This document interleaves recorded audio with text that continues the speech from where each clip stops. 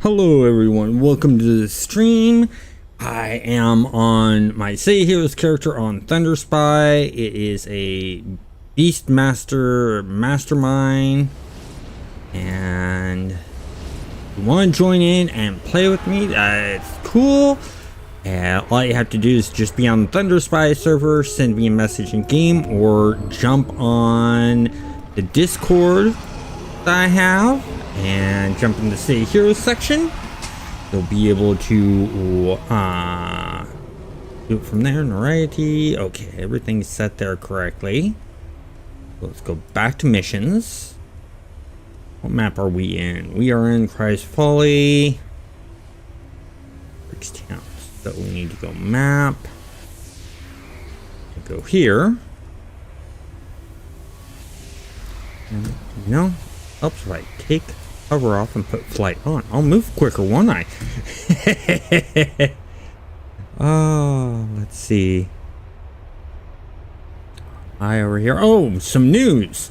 I am going to be adding Stars Reach to the channel. Got into the pre-alpha. I actually did a video talking about my experience in there. I have a lot of good faith in the developers. I had good faith in the developers before the alpha, but then getting into the alpha and playing, I have even more faith, and it's because of how they ran it. They didn't just sit there and watched. They actually had a test Discord up for the game, and we're in voice chat with all of us, answering our questions, talking with us, chatting and goofing around. And you know, they were also playing the game too, and so they were seeing some of these bugs. Someone would mention something and they're like, oh, I haven't seen that before, let me see if I can reproduce that, and stuff like that. And that brings a lot of faith. So let's see here. Move over here. Yeah, fly over to here. False Hurricane's probably busy this week. And oh, that's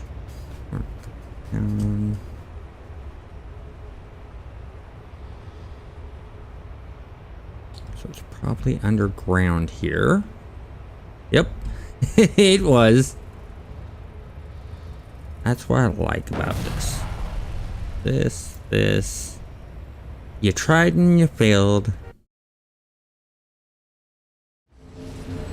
Okay, so we got hover on. I also made a new character in City Heroes on Thunderspy. It is a controller that uses illusion and traps called Trap Master.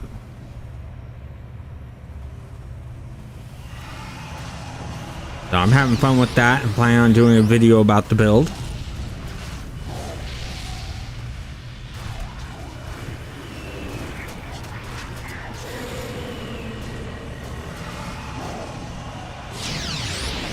There we go. Oh, there's... I'm finding a lot of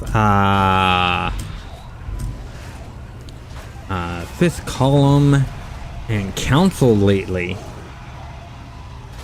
I mean, even on like my Trap Master one, I played some of my rigger character yesterday.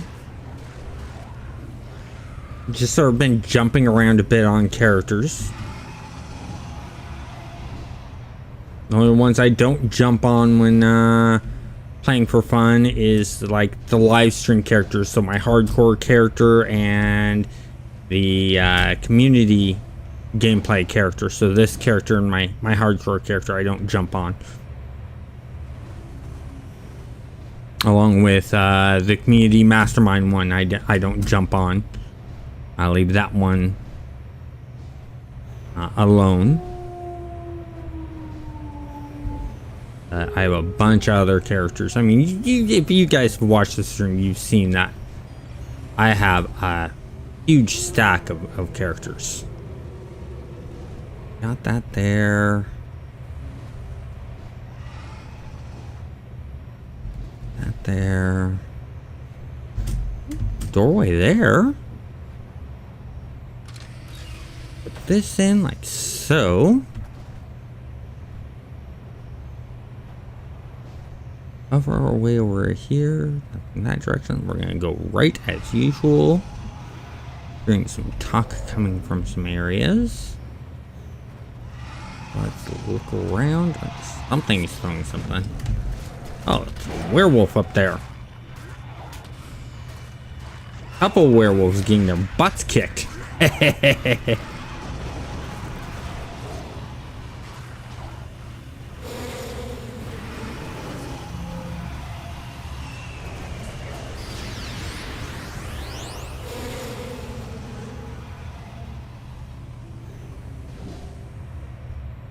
werewolf just won't drop until I mention something. Let's attack this galaxy.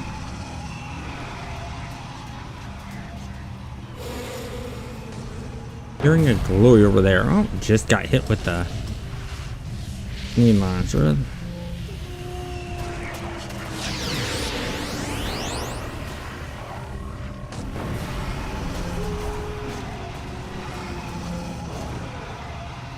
There we go. Probably this console. Yep, it's this console right here. Let's see if we can recover the data from this. We recovered the data from that. Continue on and up. Nothing up here.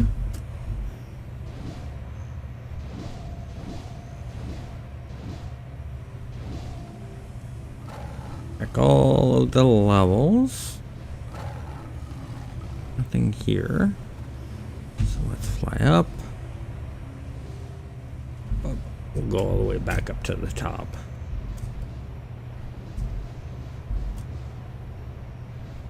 Nothing there.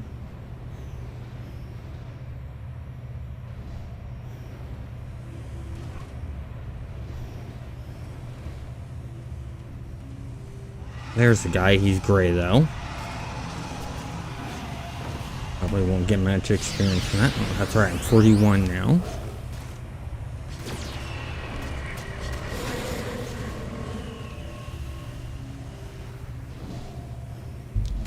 Anyone in these bunkers? Nothing in that bunker. What about up here?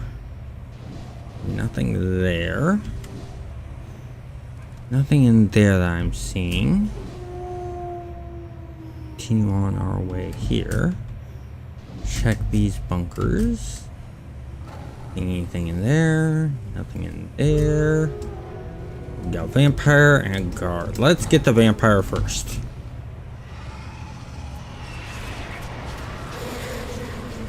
Go. Got hit by something. Fine? No?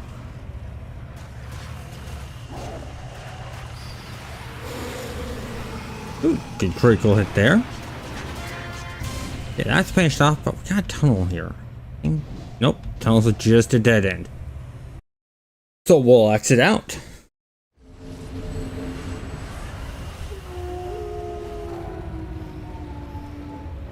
Go ahead and go mission. Go ahead and select this. Go map. Here. Yeah, they can go ahead and take that on. I'm gonna just fly up over here. Okay, let's switch to flight. I always toggle on the other one first and the other off. That way I don't fall.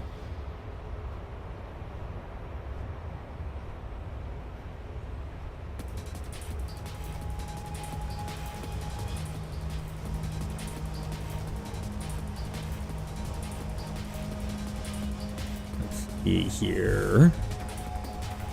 Fly over this way. And we're going to King's Row.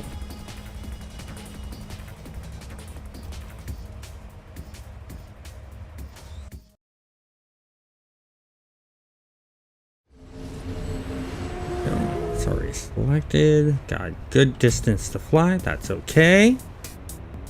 Decent flight speed, not the best, but decent.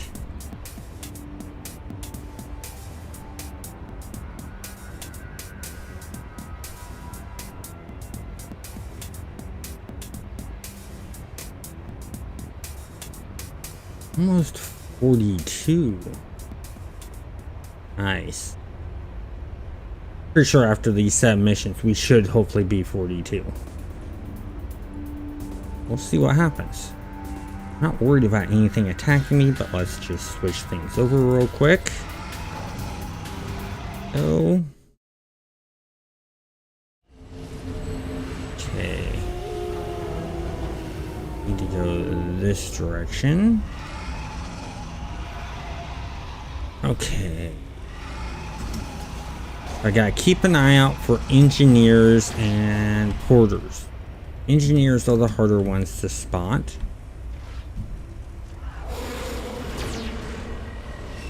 Wing raiders are like the easiest to spot, not that hard to fight.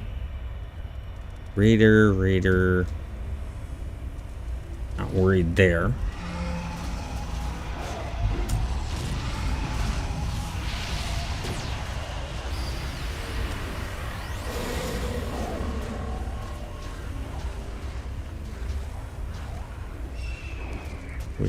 There's an engineer over there. Get him attacked. That way he doesn't summon up the force field generator. Porter and engineer. Easy choice. Engineer. Always engineer first.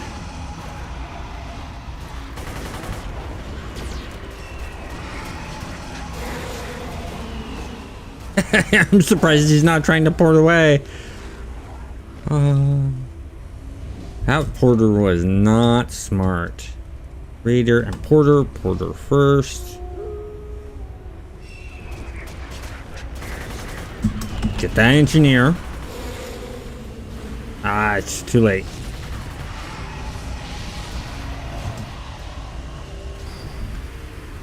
Let's get that drone. Get that other engineer. There's 2 engineers right next to each other.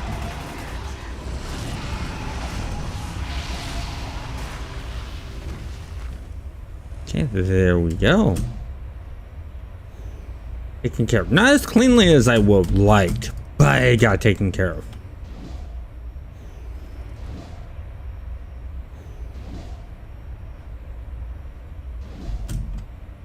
So we have him and we have a porter. So teleporter first because they're gonna try to blink out.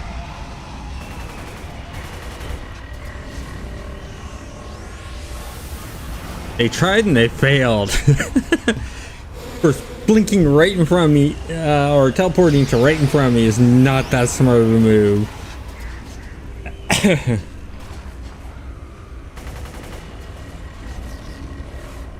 Okay, that blew up, but that's okay. Couple boxes here to examine because we're recovering stolen evidence. Nothing in that box. What about this one? Got that one. That's good. But you know what? We still have experience in the area. Ah, that porter. First, the shield generator. Got rid of the shield generator. Now they're gonna focus on him.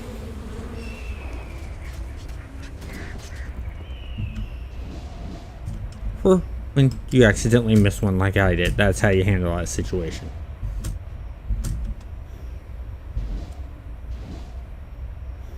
Okay. Another box over here. There we go.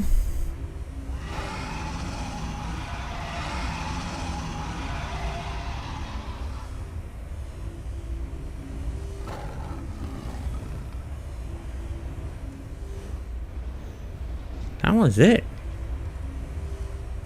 We're done there.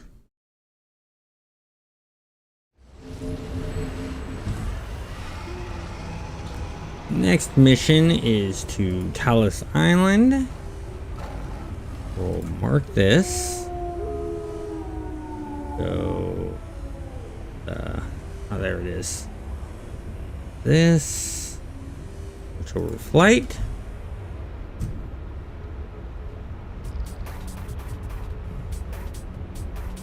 Yeah, I want to do a really cool traps character, and I did that traps master I was telling you about, but I have another one that is beam rifle and traps, and I'm thinking I'm gonna be jumping between the two because I want to utilize the traps a lot. I want to do like pre-set up and traps.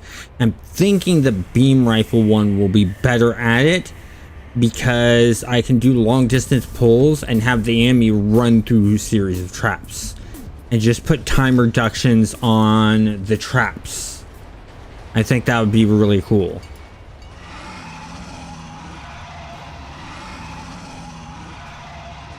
Thing is with illusion, you get invisibility as one of your powers.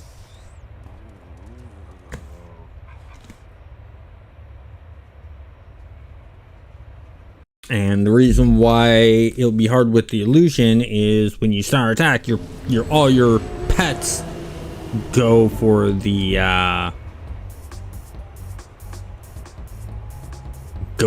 attack.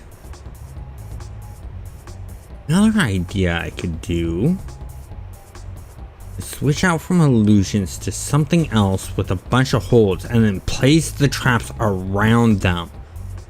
Ooh. Concept there. Gotta figure out what I would do for the control power though. About time, you slacker. I mean,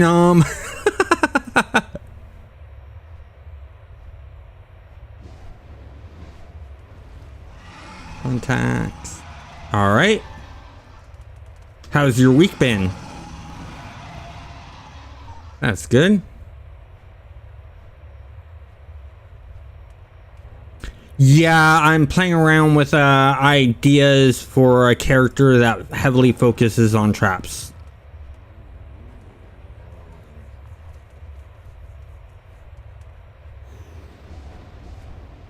Yeah. Hey, for community, if I'm on, you're more than welcome to see if I'm free to do things.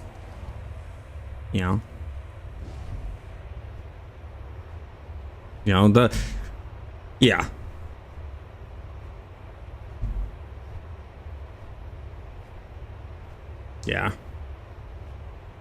Well, I was doing an illusion traps build for controller. And I think I'm going to delete that character. I'm going to create another controller that's something traps. And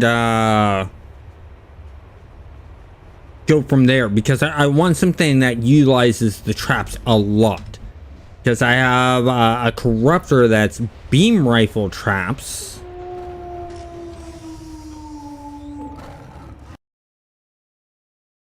Yeah. Well, the problem is if I'm wanting to use a lot of traps, the pets would get in the way. They'd make it so that they're not running through the traps as much as I want them to. Because I'm going to be putting a lot of time reductions in on the traps.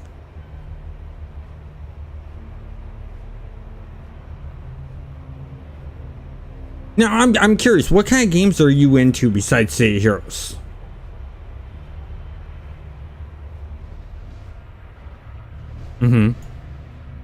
Well, what is it that you look for in games that keep you into playing the game?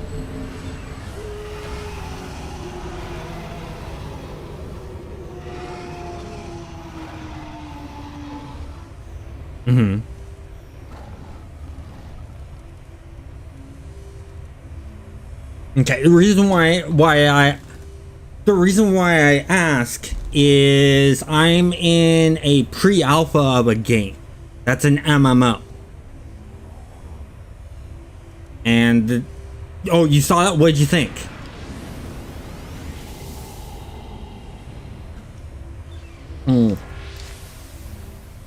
Look at the video and tell me what you think of the gameplay mechanics that I talk about in that video.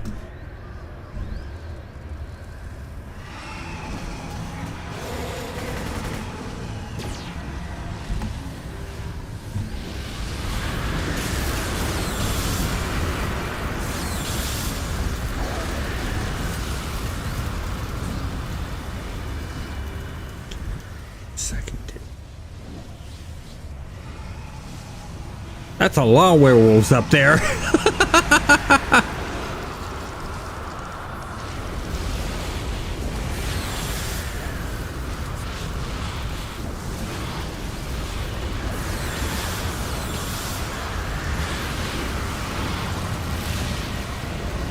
Nothing but werewolves and vampires up here. Well, now dead werewolves and vampires, but still.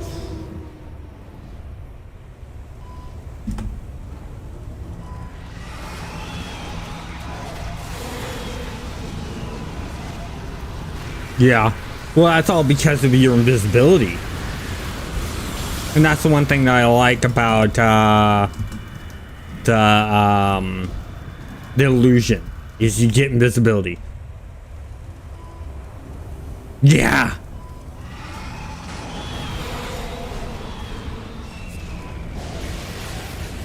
Yeah.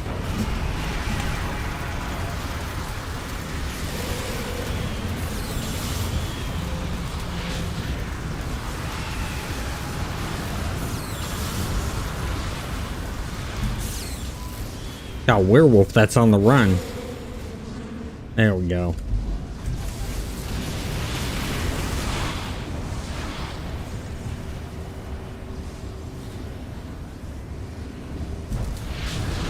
Yeah, well, I have my shadow pet.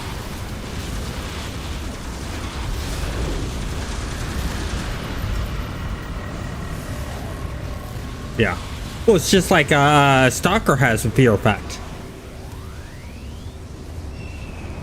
And that I really like, is because when you use assassination, there's a chance it can fear the others that see the assassination. I don't count it when the person that you assassinate and dies gets feared, because, well, they're dead. It really doesn't matter.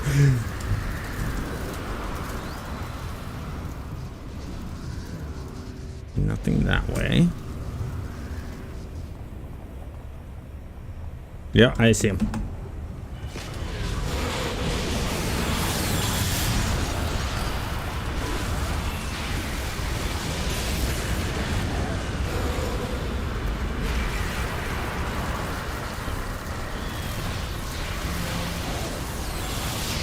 Cool.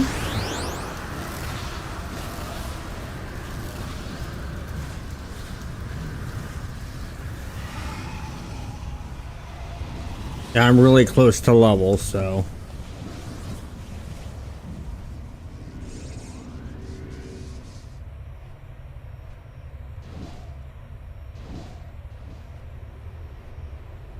Up we go.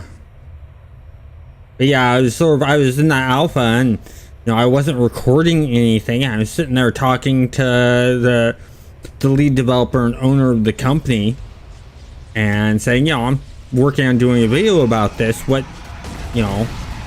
of your footage would you like me to use for the video? And he goes, why use our footage?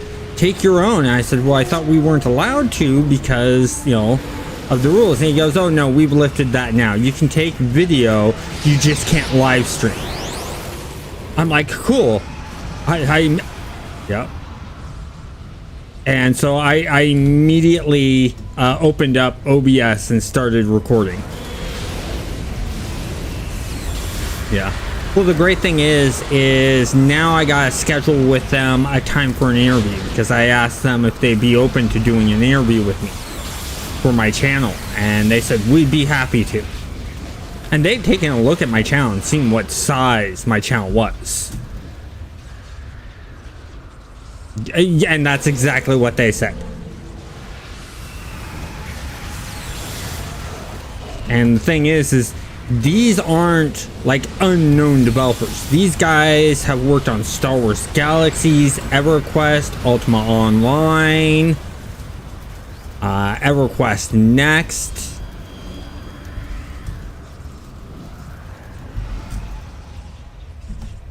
So they have like a long history of games that they've worked on.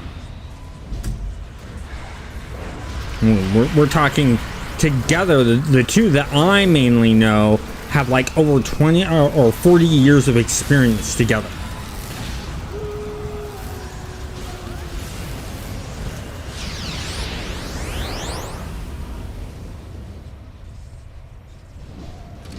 And the gameplay mechanics that they're putting in, they've done before.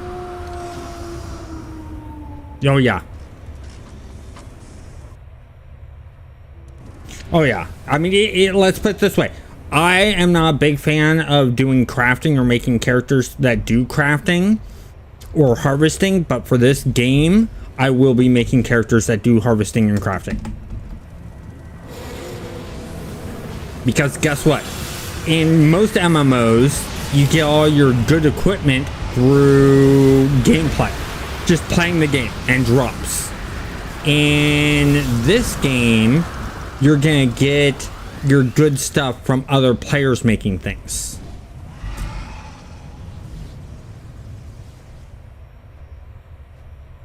A little bit. I mean, you got your basics to get you started, but you'll get better gear by, you know, buying stuff from other players.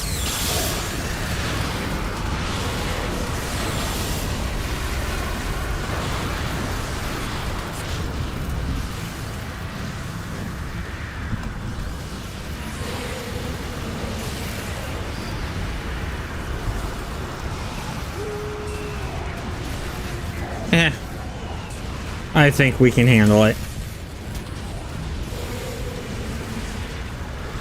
You just thought we don't have enough chaos going on right now with the fight? You thought you'd add more to it?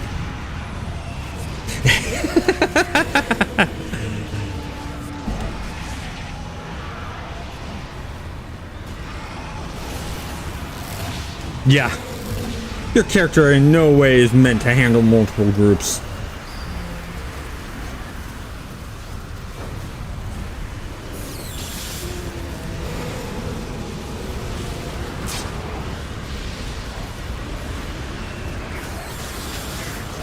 Hey Pedro, how's it going? Just to let you know, I am still working on that game development video. I am working on some other member videos. Which would you prefer, Pedro, to see first? Which should I focus on more? Because you're the only Archfiend member I have right now. So what you want first is what I'm going to do.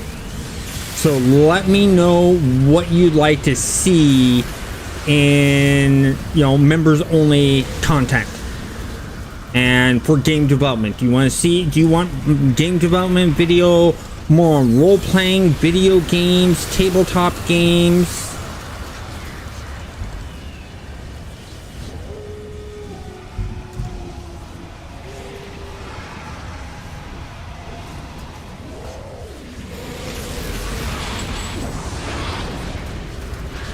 And then also, just to let you know, there is no member codes for this month because Black Friday is coming up, and Black Friday will have the best discount deals. So I thought, why do a code for members when they're gonna get a better deal through Black Friday? If I'm wrong on that, let me know. If you'd like to still see member codes, you know, I will work on that. Okay. So, but what about game development? On the game development videos, any specific type of game development video you'd like to see?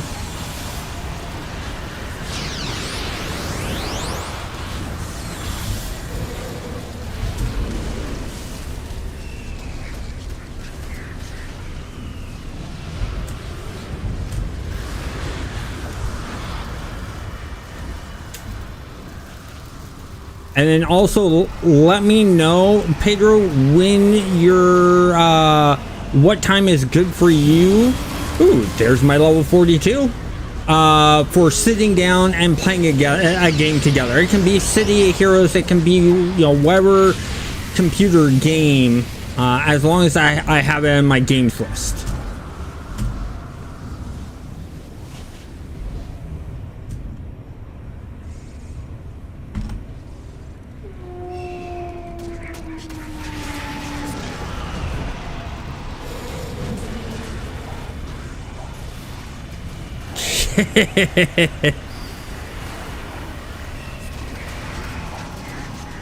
Because just to let you know, Pedro, another thing is, so what I like to do, okay, oh, that's a tough one. What I'm known for being really good at is UI design.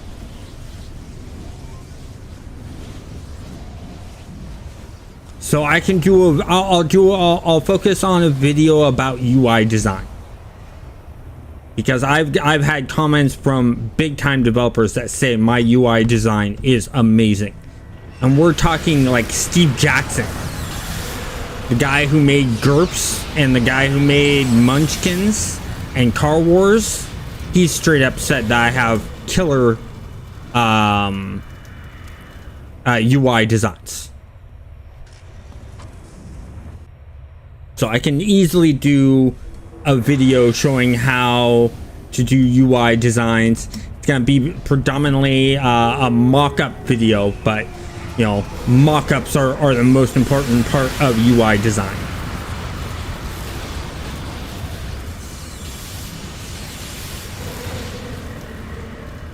Thank you very much. So I'll work on that this week and change angles, because I was working on a video about creating a dev doc for any game, whether it be video game, pen paper role-playing game, or tabletop game. I'll put that one on hold, and the UI design will be a lot easier to do because I can actually just do that in one file take in Photoshop.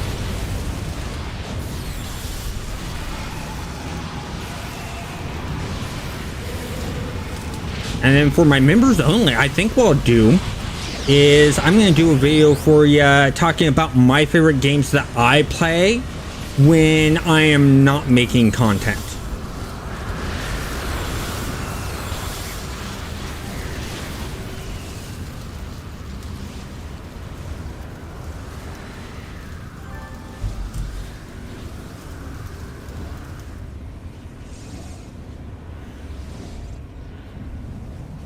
Yeah.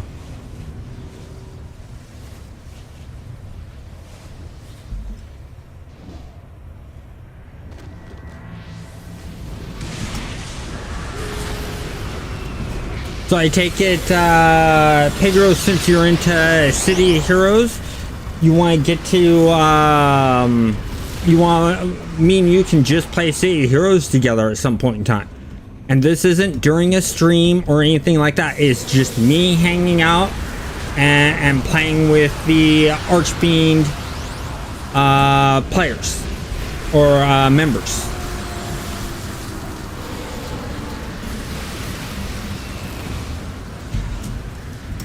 It is a level of membership I have for the channel. So because it's controlled chaos and sort of demonic, I went with member levels called Imp, which they get early access to videos, access to a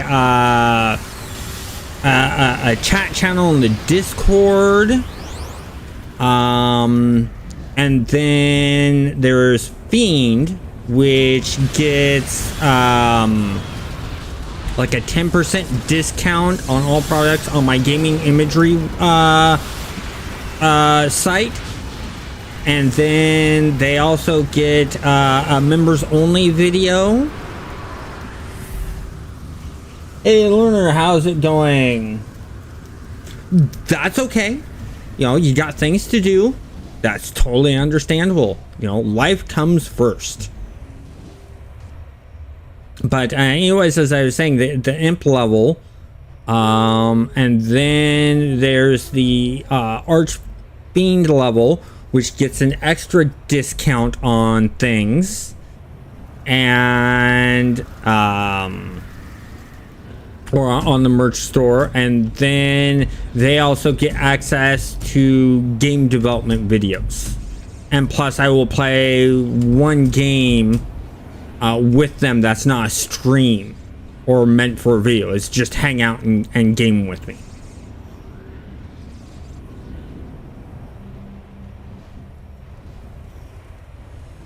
Yeah, it's so Archfiend or Imp level is $1.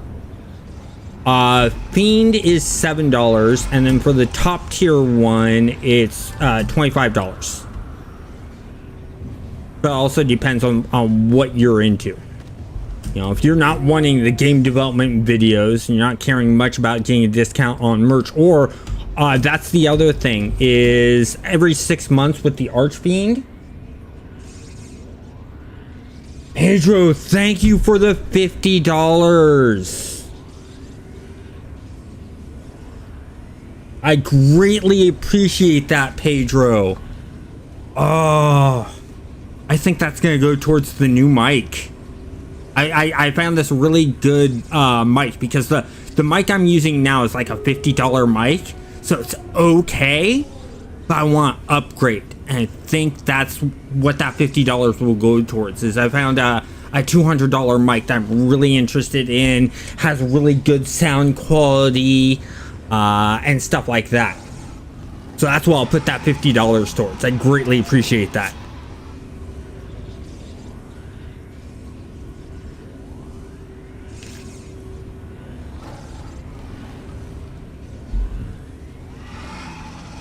Yeah, let me see. Map. It might be on another level. We'll just have to hunt around for it. But yeah, Pedro, just let me know when you want to get together and stuff like that. And we will definitely just sit back and play a game.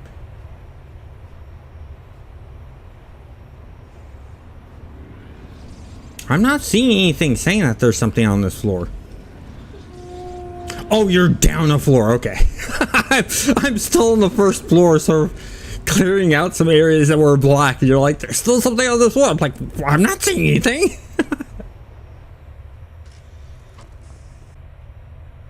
Yep, I see what you're talking about. We missed probably a vault or something on this floor. And then, Pedro, if you ever want to play City of Heroes with us on these community nights, you're more than welcome to join in, man. It's what these nights are for. Or this time is for. Here we go.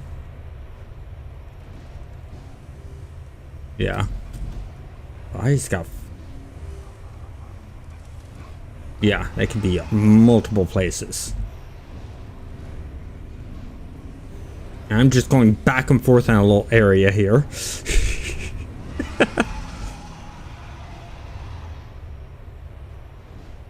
Okay. Okay, so there's elevator.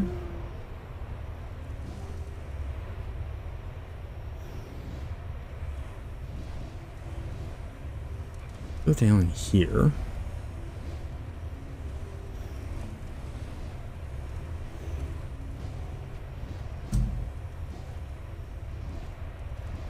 Now we're getting somewhere.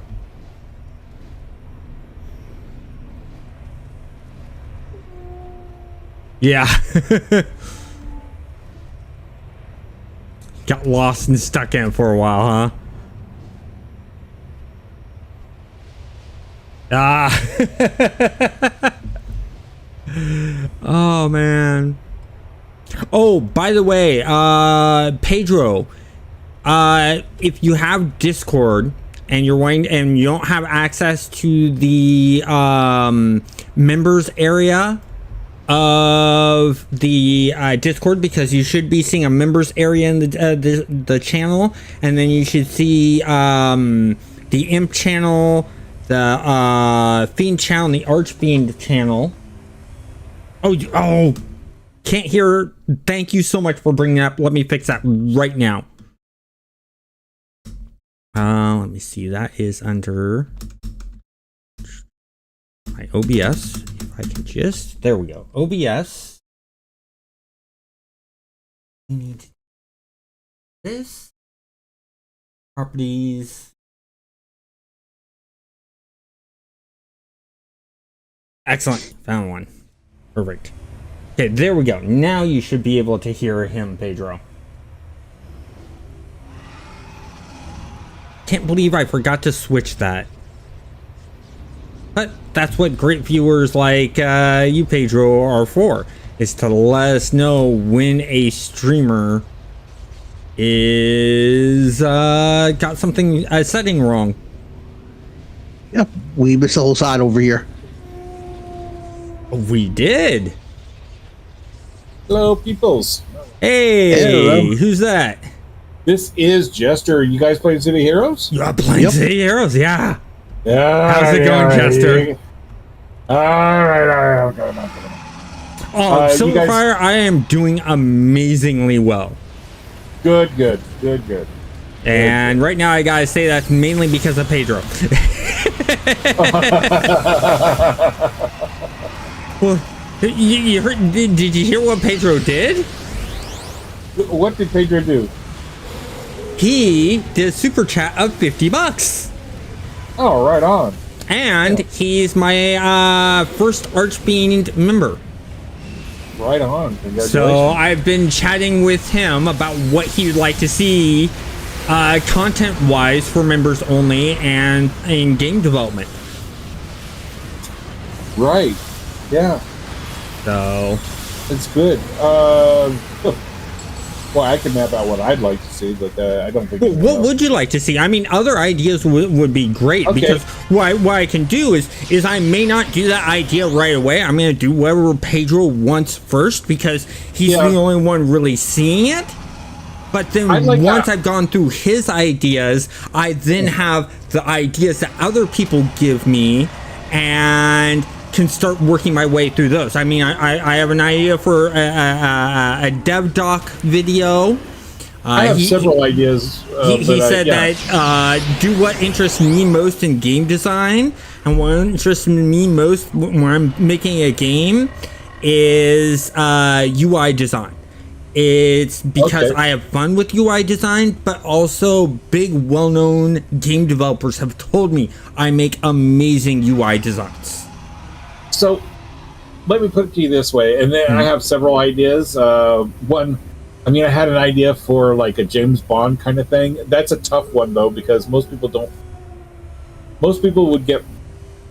If you were to make a James Bond kind of thing, if you captured the whole, I'm a great infiltrator spy kind of thing, it would look more like what was it originally?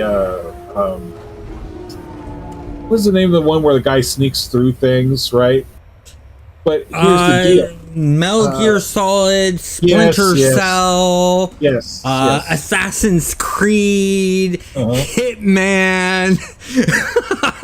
There's a lot of them, man. Yep. So the thing is that this is the way it works with kind of like a spy thing. All right.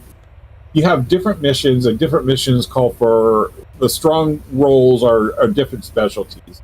You might have one where, for instance, you gotta find the location of a hostage in this millionaire supporter's estate. It's like it's like a Counter-Strike map if you're familiar with those, but it's about the whole estate. But it's not a Counter-Strike game. It's not a first-person shooter necessarily. It has that component, right?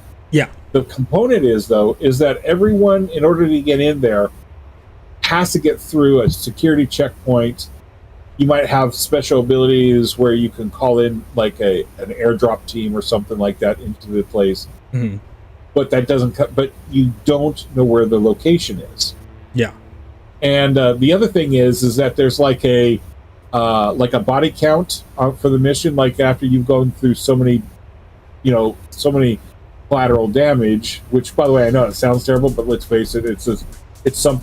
Then all of a sudden, that's when the military comes in and they're breaking. It's like it kind of represents just how much noise you're making. You don't want to make noise. Okay? Exactly. So just to let you know right now, Jester, what these game design videos are going to be is it's the how to actually do designs, how to do like a certain type of texture, how to write a game development proposal. A dev doc, how to test, how to 3D model, how to do UI design. Yeah, okay, I got you. What you're talking about, I would have to get together with Zavi. Yeah. And have him do half of the work. And I'm not going to do that until Zavi has their channel up. Yeah. No, I don't expect anyone to do that. I'm talking about basically the concept is say everyone's in a mansion, and you got people going around, and when you look out a place, NPCs that rove around like in Metal Gear Solid, they get these like question marks over their head. Yeah. Right. That means they're curious, and then and curiosity could go from like green to red, and if they go red in their curiosity, then all of a sudden there may be an exclamation point over their head where now they're suspicious. Okay, and then it goes from basically the way you do it is you stay out of their direct line of sight, or you come up with lines that you're going to use for your cover, and that will bring that the alert status down on them. Yeah. Because as soon as once you get discovered, then you got people coming after you, but you don't necessarily give up the team if you run out the front door. Other people could still get close to the contact and use their dialogue options, but it's likely the rest of the team gets involved at some point if they want to prevent that guy from being chased. And so, I mean, it's an interesting. It's a first-person shooter with a lot of dialogue. You may not even ever get into a firefight. There are classes that specialize in throwing off evading suspicion, for instance, and other things like that. But anyways, I got you. That's not the focus of what you're talking about. Yeah. So, I want to get back to what I was talking about with Pedro real quick. But first, I want to say Silverfire. Yeah, stealth games can be extremely fun. But Pedro, if you don't have if you're on the Discord and you don't see the membership area for being a member on YouTube, make sure that your Discord and your YouTube are connected, and you can do that in Discord to connect it to your information for your YouTube login. That way it's able to recognize that, you've done a membership for Controlled Chaos, and it will give you access to the respectful member channels.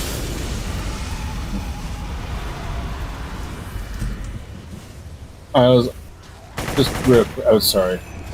It could be a multiplayer stealth game where someone. Oh yeah. The redhead on the other side of the dining room is one of our agents, and she, tips over a tray full of drinks, and it causes a distraction, and all the guards in the room, among the NPCs, all of a sudden they all become curious about that person, but they all are focused on that line of sight towards that distraction. And the funny thing is what you're talking about. Sony Online Entertainment was actually working on a spy MMO that did stuff like that. Yeah.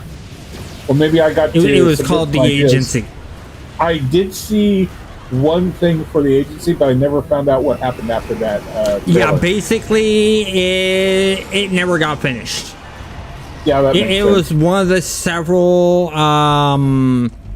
Well, Sony kind of had a real problem there for a while, as I recall. Yeah, not a real problem. It's basically there were at least 3 games that they would work on and then cancel. Yeah. Because I know that they were working on a strategy game that was an MMO, and they canceled that. They were working on The Agency, and they canceled that. They were working on EverQuest Next, and they canceled that. Yeah, I heard about these, and that's why I thought they were having serious problems for a while. Yeah, no, they weren't having serious problems. It's basically EverQuest Next. They were having a hard time making combat feel fun, So instead of trying to resolve the problem, they decided just to cancel the game. But what I really like is the head developer that was on EverQuest Next is now a major developer for Stars Reach. Oh, okay. And the head developer for Star Wars Galaxies that did all of the the city building stuff and the crafting system and the leveling system in Star Wars Galaxies is the head developer for Stars Reach, and basically taking all those mechanics and bringing it into Stars Reach. Right. Cool. Well, that's a pedigree right there. Yeah. Well, I did a whole entire video talking about the game because I got into the pre-alpha of it.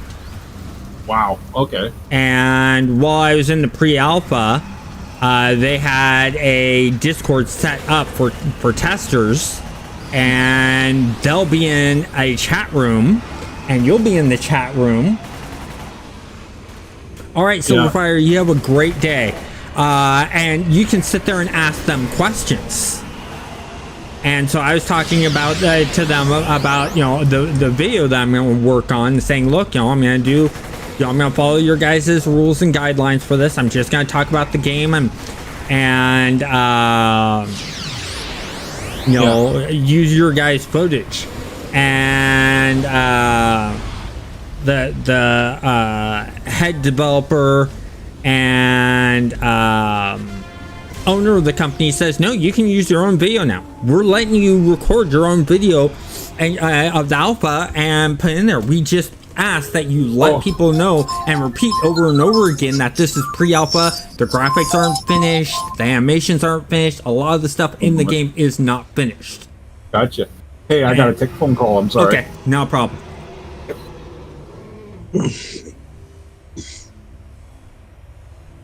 Actually, while he's taking a phone call and we're done with this mission, I'm going to take a quick break. I need to get another drink and take care of some other stuff. I will be back in about 5 minutes. All right, then I'm going to hop into Oro and sell stuff real fast. Sounds like a good plan.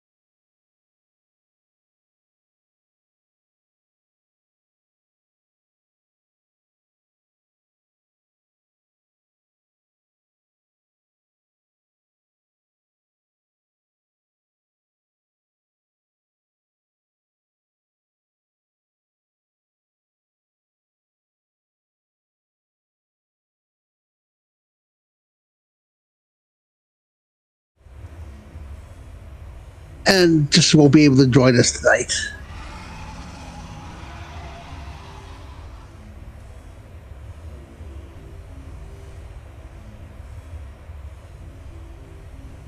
And Jester won't be able to join us tonight. That phone call ended up being more important than. Oh.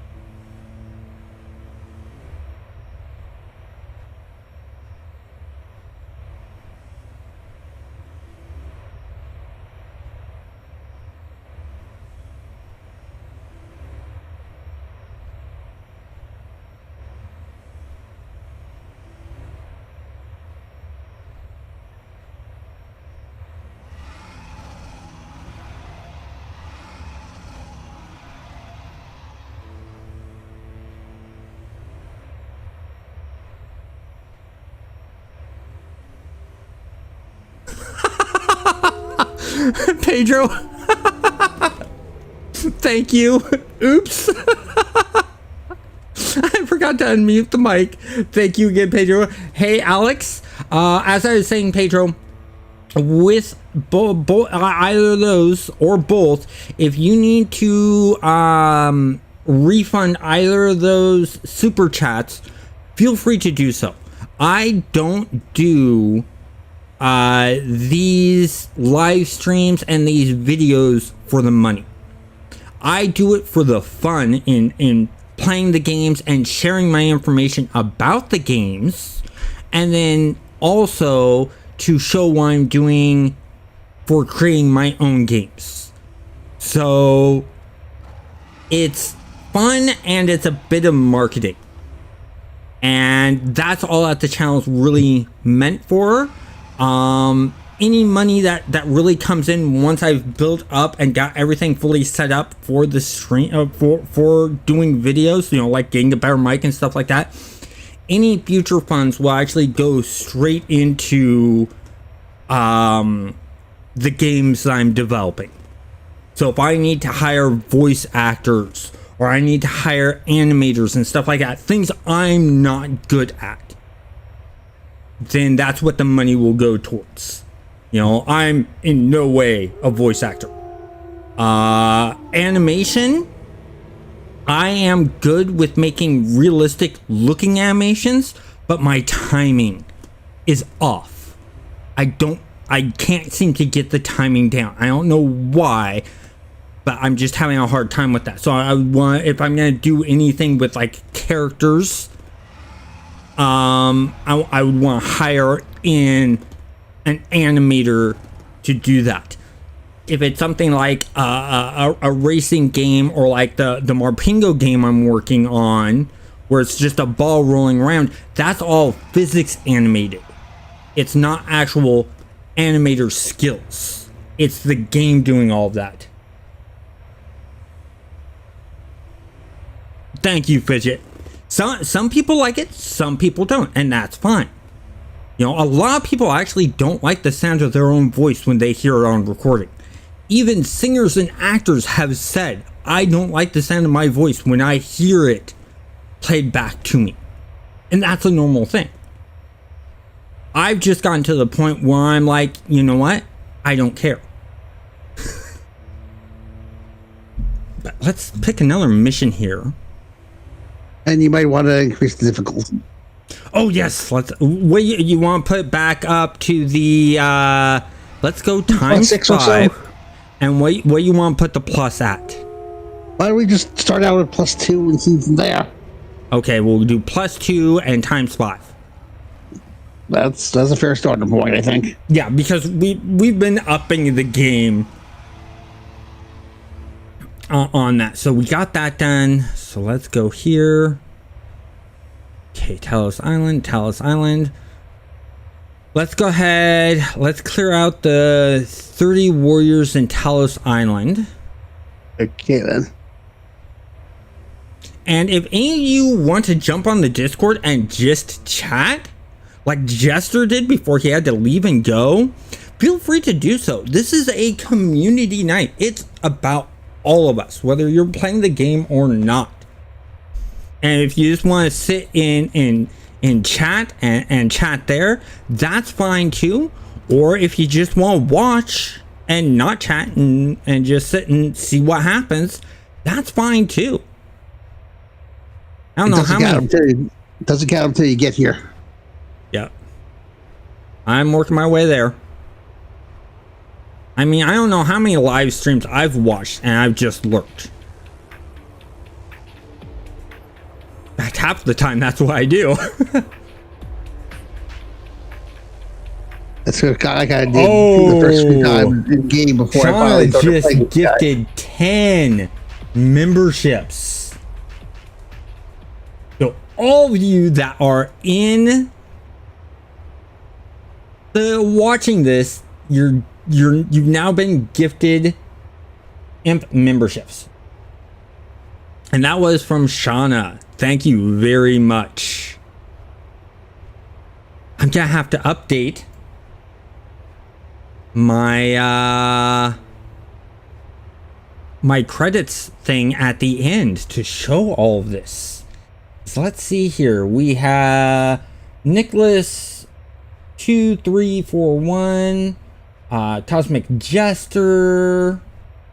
Who else? James Davis, Dirkwand, Owen B, Donnie M, Franklin McNeil, Lil Block, Joyous, Matthew Kansanen are all members. So that's great. I need to remember to get the stream going on my phone, even just to turn down the volume so I can get on some of that. You got to. You know, that's where majority of my members come from, is gifted memberships. Oh. And the bonus, like I was saying, with the imp gifted memberships, is as soon as I put a video up, when I schedule it, because I schedule for my City Heroes videos to go up on Sundays at 10 a.m.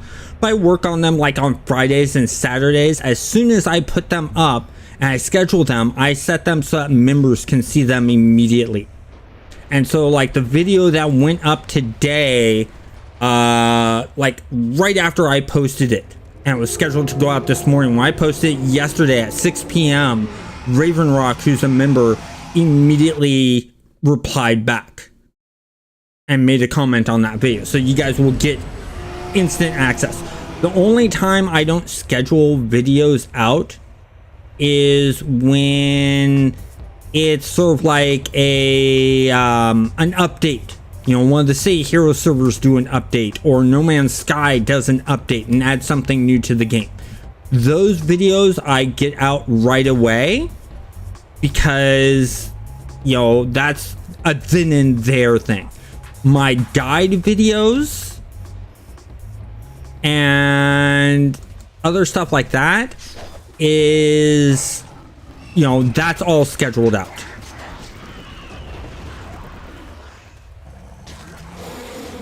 And then there's also the members only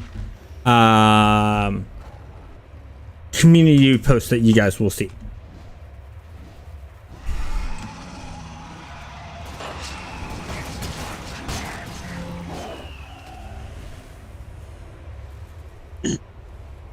There we go. 14 more to go. An whole group of like here. I found one fighting two toss.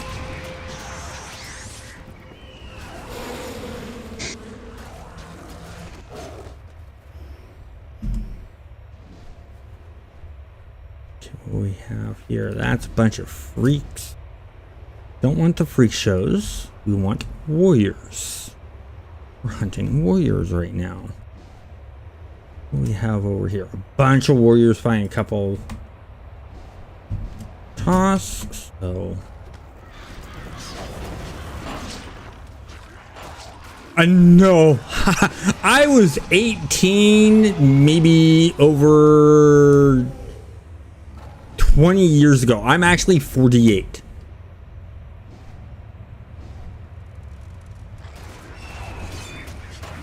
So my first console was an Atari 2600. My first computer was a Commodore 64, which was handed down to me from my brother. Stuff like that. In fact, actually, I saw a computer case that's basically a Commodore 64 keyboard, which, you know, Commodore 64, the keyboard was the computer. And you can literally put a modern day motherboard in it and, you know, video card and stuff like that. And just for fun, I'm thinking of building one of those.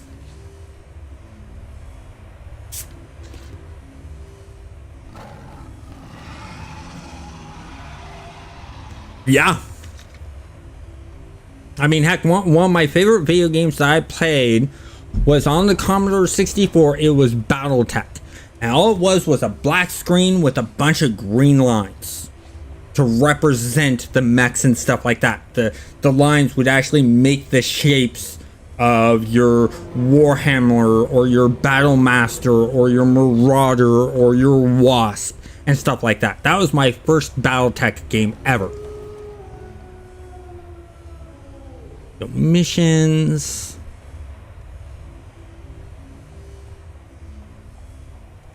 Nope. That was in the 90s. Interesting story. My last year of high school, I lived on my own because the last half of my senior year of high school, I was 18, and when I turned 18, I moved out of my mom's place and got an apartment with a bunch of friends. And so if I ever felt sick or just felt like I didn't want to be at school that day, I could literally just sign my own note and walk out. And there was nothing they could do about it. And trust me, the teachers tried. Oh, it was just talk to her? Yep. What a waste. Fine, let's go Boomtown.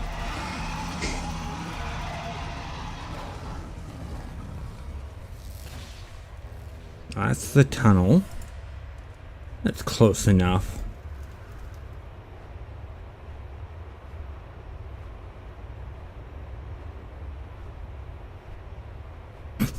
But, you know, I also try to keep myself healthy. I don't drive anywhere. In fact, I see it as dangerous for me to drive anywhere because of my nystagmatism and my cerebral palsy. 2 disabilities that have eye-hand coordination problems. I thought, you know what? That's unsafe for me to be driving for, you know, the other people on the road. So I cycle everywhere. Well, hey, you know, I mean, I wanted to move out not because I disliked where I was living.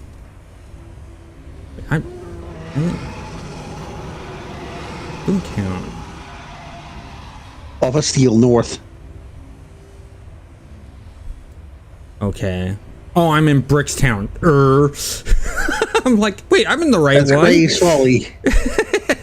I did a monster hunt earlier, a couple days ago for a group. So we hit all the zones. North. Yeah. So that I blame that a whole entire mistake of Boomstown, Brickstown. That's nystagmatism. My eyes jumping around. So if I ever misread anything you guys type out, you'll at least know why. It's because you know my eyes jump around. I mean, that's a mistake. The first several times Axel commented in chat, I called him Alex. And it wasn't until he said, "Oh, there's an Alex in here." I looked at him like, "Oh, I'm switching the X and the E around." That's the kind of mistake anyone can make sometimes. Yeah, but with nystagmatism, it's basically my eyes were reading the A, then they were reading the E, then they were reading the X, instead of reading it A, X, E.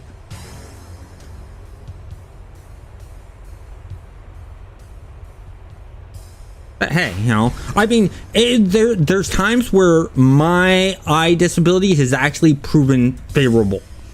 Game testing. I've caught in so many bugs with my eyes jumping around. I'll just go, oh, there's a problem right here. And they're just like, how did you catch that problem? And it's like, my eyes jumped to it and saw it. And they're just like, okay. You know what I forgot to do? I forgot to level up. I can level up after this real fast. Yeah. Probably even get a level out of this too.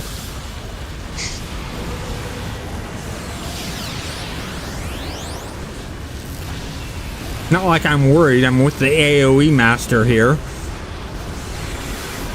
And we're in a tight area. Yep. This is where the build shines even more so. Yeah.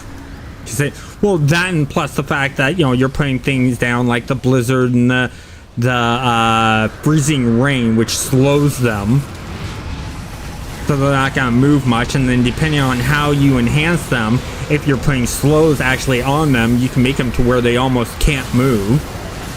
Yeah, I enhanced them with slows.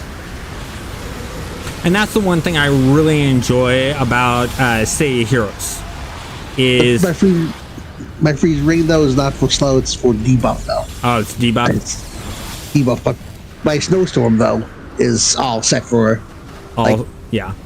And that's the cool thing about Say Heroes is the slotting of enhancements. It's just really, really cool. You could have 4 people with the electric power set of a blaster, and each one's powers would react differently depending on what they did with their enhancement slots. That's cool. I figured the standard slow and the freezing rain is enough, and then with the snowstorm being the heavy hitter for that. Yeah. At least the way my build operates. And you made your build based on what you wanted to do. Like my electric blaster. The primary thing I wanted the electric blaster to do is drain endurance.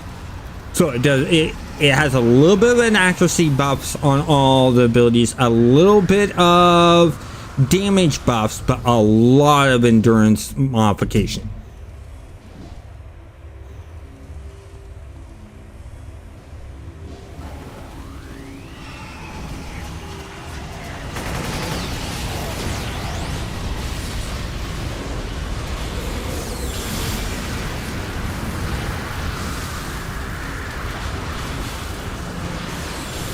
You know, I also created a character that does a lot of knockdown. I made an energy meter that does insane knockdown.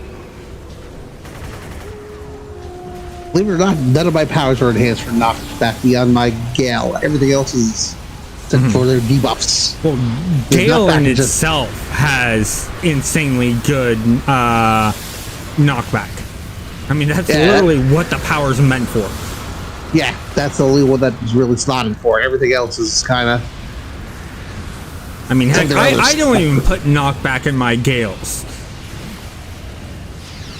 I have 3 slotted, actually.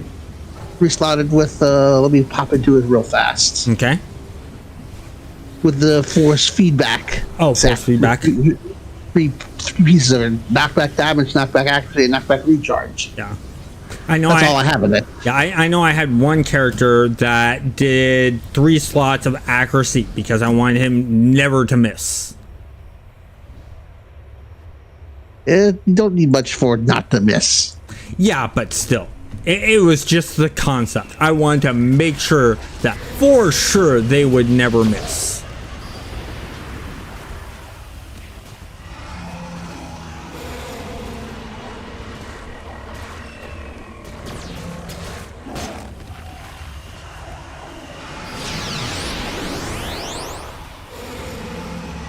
Yeah, that's what I tell people when they look at the storm powers. Look at how much variety you have with just enhancing them. Like you can go like 3-4 different directions with the set. Yep. Without even looking at it, really. And that's where the fun of City of Heroes comes in. And that's the reason why people are making so many of the same power sets.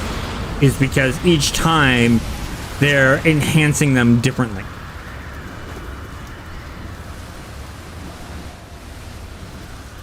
And that's a huge thing. And that's a replay factor right there.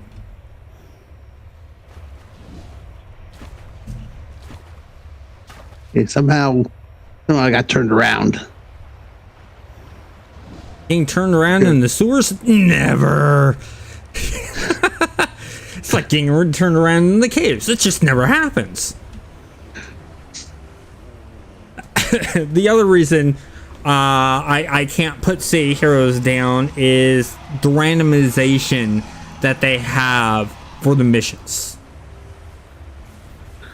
Yeah, I got caught doing my own little kill count, and I got directed all the way to the beginning, and I found another set of guys we missed too.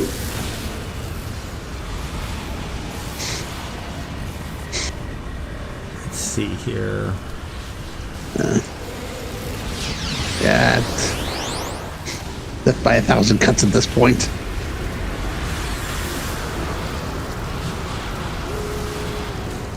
I think tonight I'm gonna have to play a bunch of different video games. Come back towards me. That's going to take you right to the beginning. Yeah. Well, you know me. I like to map everything out. Yep. Down we go.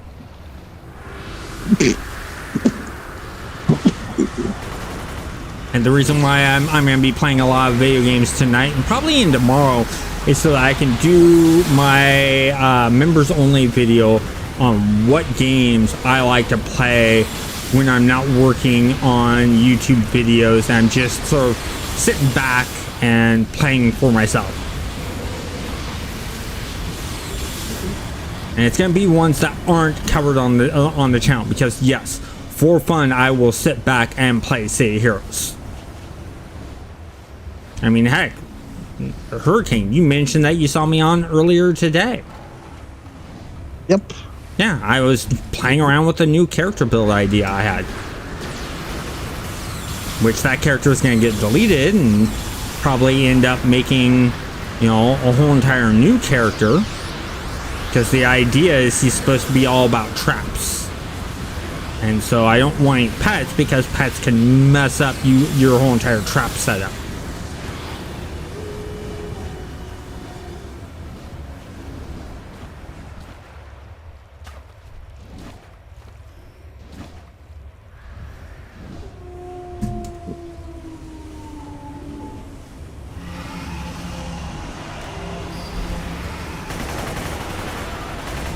There we go. Here are a bunch of them. Joining the AoE. Ooh, I'm actually losing some pets. Let's get Wolf back up.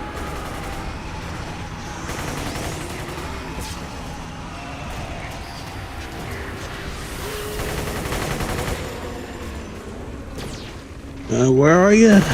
I went down. I'm on the other side fighting another group. Nice. That's what I can spot heal, but it's like that got too close for me there.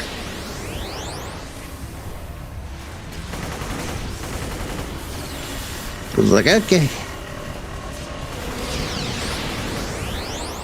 Yeah, wait so I can thumb up another wolf.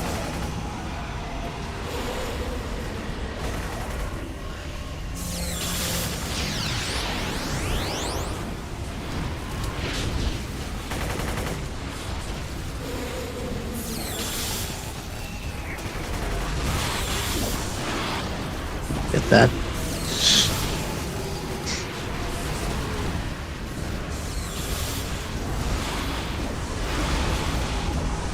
There we go. Let's bring up another wolf.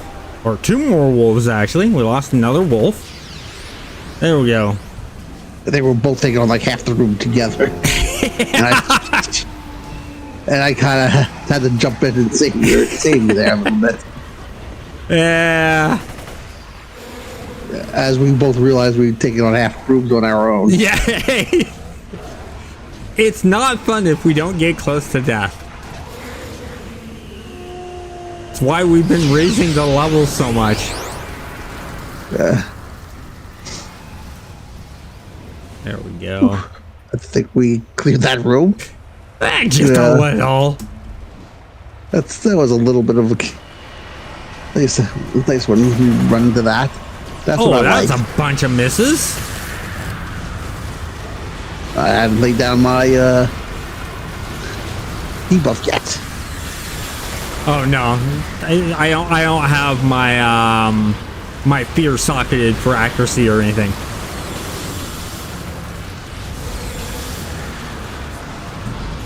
And that was my gal.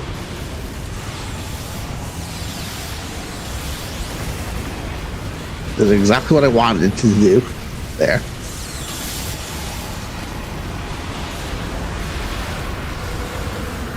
Still any others left?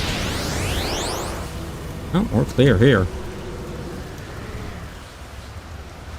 Sort of hard to see with that whole entire storm thing going on. Yeah, yeah. When my hurricane's up, it kind of gets kind of sketchy to see things. That's why I turn it off sometimes. Yeah. It can do so much damage. Especially when you do Storm Blast with Storm Summoning. Oh, so powerful. You want to talk AoE galore? That's AoE galore. This is probably the control version of it. Yeah. I would imagine. Well, a majority of the Storm Blasts work really well because you summon up this storm, and every time you hit someone, it shoots down a thing of lightning. And it's this cloud that just sort of follows you around. And it does, like, you know, rain to slow things, and, you know, it has a bit of debuff. It's just, you know, if you guys haven't check out my video that I did going over the Storm Blast, Storm Summoning build I did. Because literally what you're seeing False Hurricane's character do with his Storm Summoning, you pretty much double that.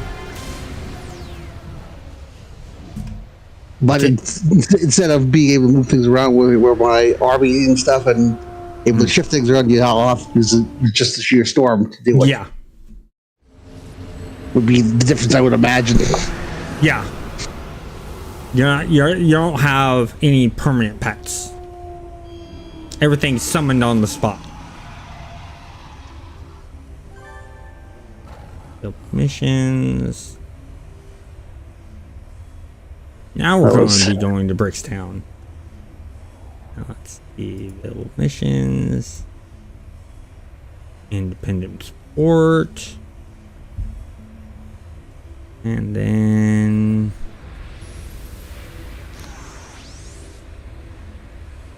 just cancel it. I hit that wrong. Okay. Before we had the mission up. Okay. Well, actually, I want to go ahead and we're gonna do Skyway.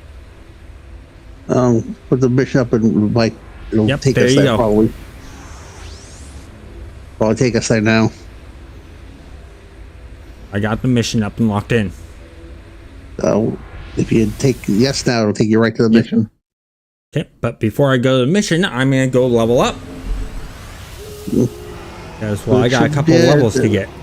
Yep, you're right. The mix is right there too. It's not far, which is nice. Yeah. Right there. Only about 400 yards away.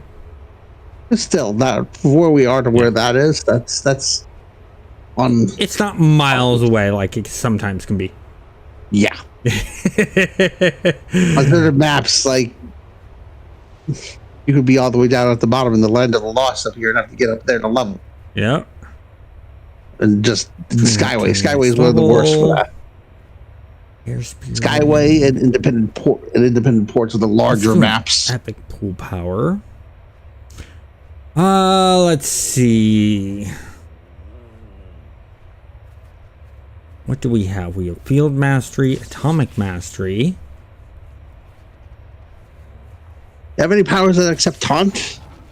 Explosive blast, energy torrent, power blast, temporary invulnerability, force of nature, heat mastery. Oh, we get rise of phoenix. We also get bonfire, fire blast, fireball, and char.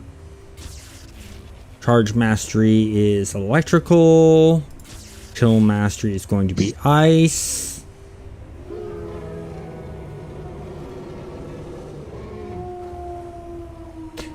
If you want a more populated homecoming server, do Excelsior. When I want to play and see a bunch of people flying around, I immediately jump on homecoming Excelsior. That's where the player base is.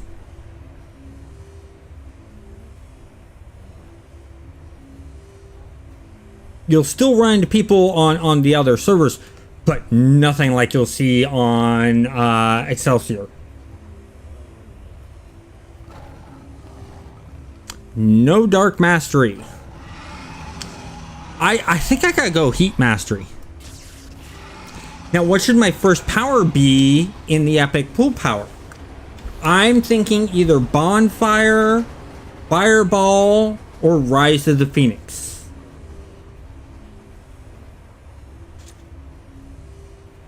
What do you guys think? For more AoE, read out your fireball. Fireball would be more AoE. Bonfire would be more AoE. Create a little like kind of knockback zone. Yeah, char right? Is a hold. And then Rise of Phoenix is just sort of, oh, I've been dropped by this group of mobs. Let me do a shitload of damage to that group of mobs and res myself at the same time. Oh yeah, char blinds them. That's the reason why it's a hold. But I'm thinking, because I have holds and I have a fear, I'm thinking for an AoE attack, fireball. So I'm thinking we'll go fireball now, and then Rise of the Phoenix I definitely want to get. Then we'll go bonfire, then fire blast. Or no, charge, then fire blast last.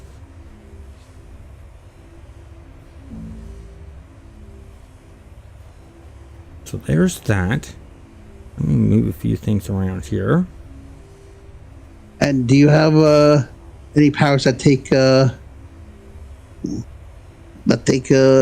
whatchamacallit, taunt? Because I have this taunt proc, chance to disorient. No, I level don't. 20. I have black hole. I've never used black hole. I should be using black hole.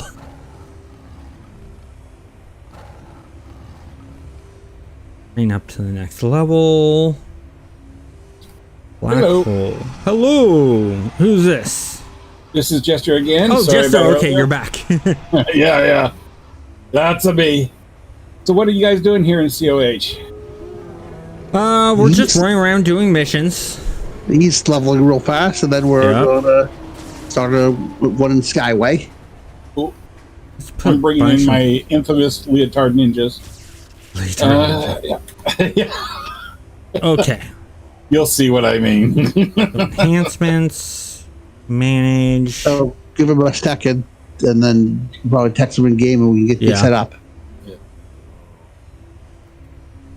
I believe this character's mutation. Can't put that anywhere, that's right.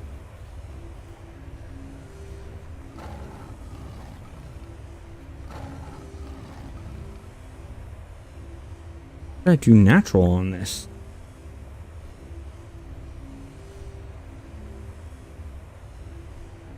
Yeah, I need to implement that. I really should implement that. Also, one of the procs I have on my Hurricane too is the chance for smashing from explosive strike with the knockback nice. procs. So I'll have so it does a little bit of damage. Just a little bit. Just a little bit. So if the fight ends up being long, that could make a difference. Just for now, I'll put that there. It's only a level 20 proc. It's only. still. Oh, it's I got a You're message high. here. Hold on. Let me go ahead and send the Yeah, invite to team. There we go, Chester. You're invited. Let me go back to Awesome. managing this. Still, it's enough where like I don't notice it necessarily, but I've flew around with it on like Clockworks and Kings Row, and it does pop enough where it could make a difference. Yeah. So I killed some of them with it using just that power. Should I go- Oh, sorry. Should I go Skyway north or south? Which side is the mission on? North. Yeah. Got it. Okay. In Skyway, travel is actually worth noting. Yeah. Skyway and Skyway and Steel are both worth noting. yeah, Steel Yeah. Canyon's another good one. Independence Port really doesn't matter because the trains are so close, almost close to each other. It's like pointless. Roy.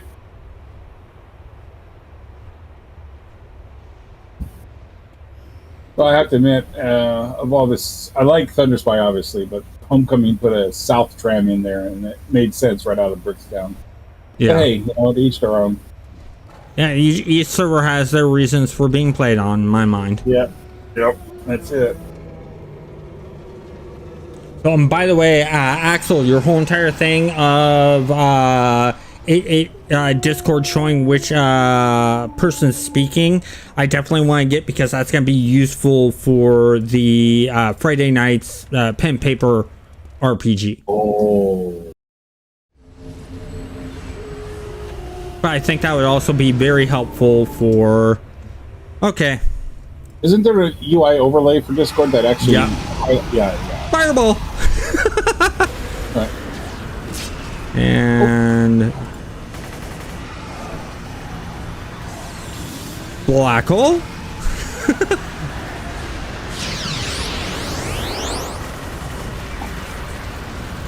I'll break up the fight easily.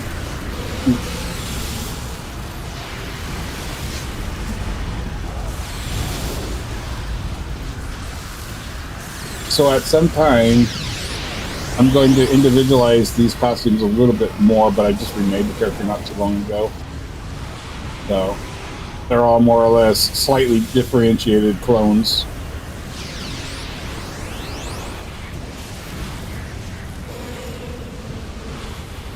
Well.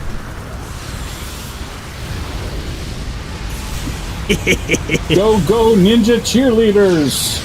Go ninja cheerleaders. You'll see. You'll see.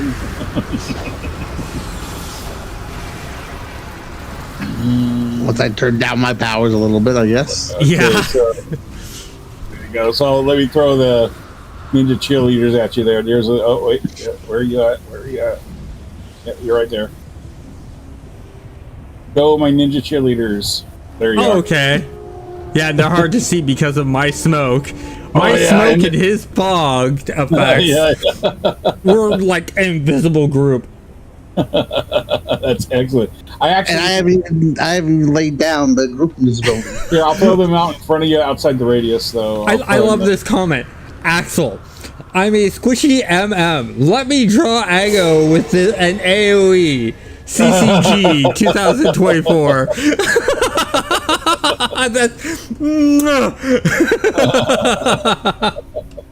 As I kind of laid down everything to kind of take it off you, take the stress off you. Oh, I actually got smoke screen too, which I accidentally shoot off. So you're not. They're leotard ninjas. That's all they are. Really simple. Really simple. Another great comment from Axel here. Ninja cheerleaders. I will bet money on the fact that there is a manga like that. Of course there is. There's nothing original on the internet. Let me turn off the smoke, and I want to see these ninja cheerleaders. I'm going up the elevator. Okay. Okay. I'm chasing your tail. I'll keep fighting here while you guys do that. Yeah. Okay. Hold on, and let me make sure I don't do anything that messes that up. Okay. Here they are. Here they are. Where are you? Where are you? I'm at the elevator. There you are. You just ran by me. Yeah, well, I'm going to position them. Unfortunately, I got a macro bind. And I turned down my stuff too. There we go. They're all slightly different, but they're ninja cheerleaders. So I'm surprised you didn't give them the little skirts. Oh, that'll have to be 2.0. What I don't know is if when I change costumes on a character, I don't think the pet costumes change at all. You have to change each individual one. Yeah. And when you go in to change something, you have to redo the whole entire thing. So you always want to save the costumes. I did. Okay, good. One. So yeah, you just reload that up and then just change the leggings to skirts so that you can have the cheerleader skirt. Yeah. That's what and also the Sailor Moon blouse and all that, it's I mean, I remade this character a few days ago, and I haven't gotten around to really fleshing anything out. Okay. But so, it's just the idea of all these cheerleader. And Axel, I love Ghost in the Shell. Great anime. Mm-hmm. One of my top animes that I like. I love Ghost in the Shell. I'm also a big fan of Demon Slayer Shinjuku. I like Bubblegum Crisis, Appleseed. All of the Appleseeds are good, but when I got into Appleseed, it's the 1980s one. Right. I'm a big anime fan. Of course, Full Metal Alchemist. That's another good one. So let me pull up my powers again. And of course, as we're sitting here talking, False Hurricane's going to work and clearing out the I kind of looked over the shoulder, I wonder how he's doing. Oh, he's doing fine. With all of his AoE capabilities, I wouldn't be surprised. I do plus 4 times 8 at 50. I think we need to raise the level, especially with having the ninja cheerleaders with us. Oh yeah. I'm just saying, I do plus 4 times 8 normally on my own. Yeah. Unless it's some weird groups that gives me problems like that and bring it down to plus 2 times 6. And Axel, the anime is way better than the live action. Way better than the live action. The live action is good. It's decent, but it's nothing compared to the anime.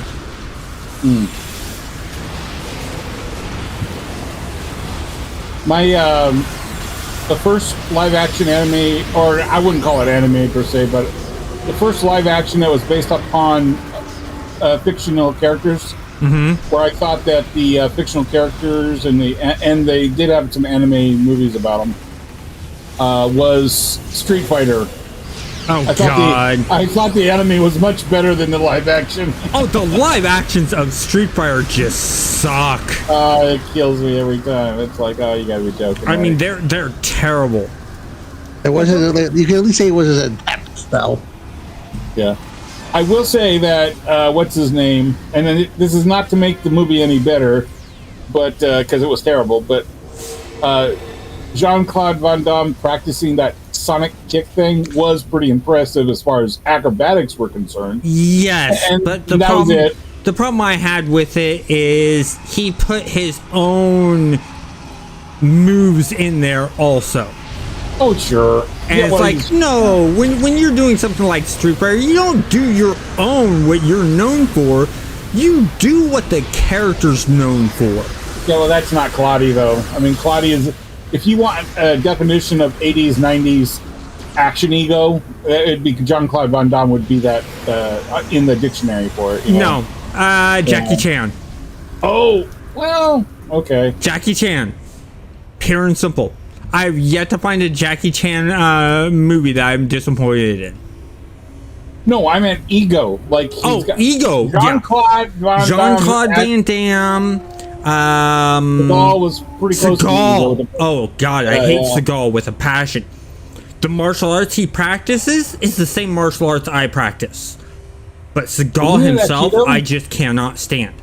The martial arts actors that I like, that I'm impressed with, are Jackie Chan, Jet Li, Jason Statham. Yeah. And I think we're going to exit mission, guys. Yeah. Yeah, I think we got everything. Yeah, we did. We'll just double back real fast. Oh, okay. Well, since I kind of cleared one or two of these areas on my own, I want to double check myself. You see how he's kind of rubbing that in? Just a little bit, maybe? Just a little bit. Well, I'm showing off my leotard ninjas, which are incredibly cloned and not really creative. While I'm doing that, he's like, hey, guys, I'm almost done with this map. And I'm interacting with everyone. Just saying. Okay, we gotta go Atlas Park. Well, hey, all I have to say is, False Hurricane, you knew what you got into when you joined the group. That simple. Yep, Hey man, I did turn around to check on you. Okay, it's not like you were completely alone. I'm not saying I was. Yeah. I mean, 99 out of 100 alone, but yeah. We're in a team? When did we start a team? I mean, I have teammates. When did I join a team? Yeah. Again, if this build wasn't as good as it is, I thought City Heroes was a single player game. Oh yeah, isn't this a MUD? Hold on. Well, even MUD's a multiplayer. That's true. I mean, MUDs are actually the first MMOs. Yeah, they are. Trust me, I've played a lot of MUDs. Well, and Ultimate Online was a chat room with side-scrolling side-scrolling. I mean, all that MMOs are is graphical MUDs. Mm-hmm.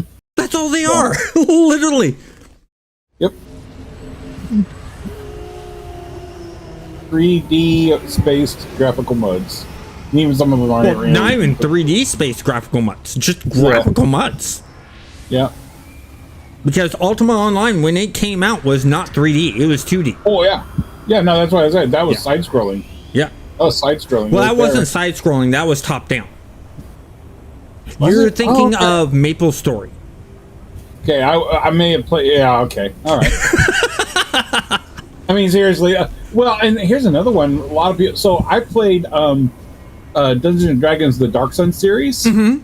It was when it was single player. Loved it. They came out with a MMO expansion called Crimson Sands. Mm-hmm. Died in 6 months. Never heard of it. I mean, I don't even think it actually took that long. It just died on the vine. Never saw it again. But it was kind of sad because it had good maps, good story, good stuff about it. I would have loved to have seen that in an MMO. Yeah. By the way, when you mentioned Dungeons and Dragons, yeah, I immediately thought the week of Thanksgiving, there's not going to be any RPG group stuff going on. Yeah, okay, and I immediately thought, why don't I live stream Dungeons and Dragons online? So if any of you want to join in on that, you can download it, and we'll all play together and make it another community night. And I think that's the game that I will play when there's no group to actually play the pen and paper. Yeah, okay. I actually have I don't remember anything about it, but I have a DDO account, and I think I had like a level 4 or 5 character or something like that. I forget. Cool. Maybe it was. Yeah, I have Artificer on there. Yeah, I definitely didn't take that as far as I could take that. And I love that game for the pure simple fact that the way the grouping's done is really cool. Mm-hmm. Traps actually kill. I remember one of my friends, I was like, stop, there's a trap there. And they're like, don't worry, I got this. I'm like, traps don't work like they in this game like they do in other games. Traps kill in DDO. Oh no, I'm a warrior, I'm fine. Yep. Triggers the trap, dead. Okay, maybe next time I should listen to the rogue when they say don't cross the trap. Yeah.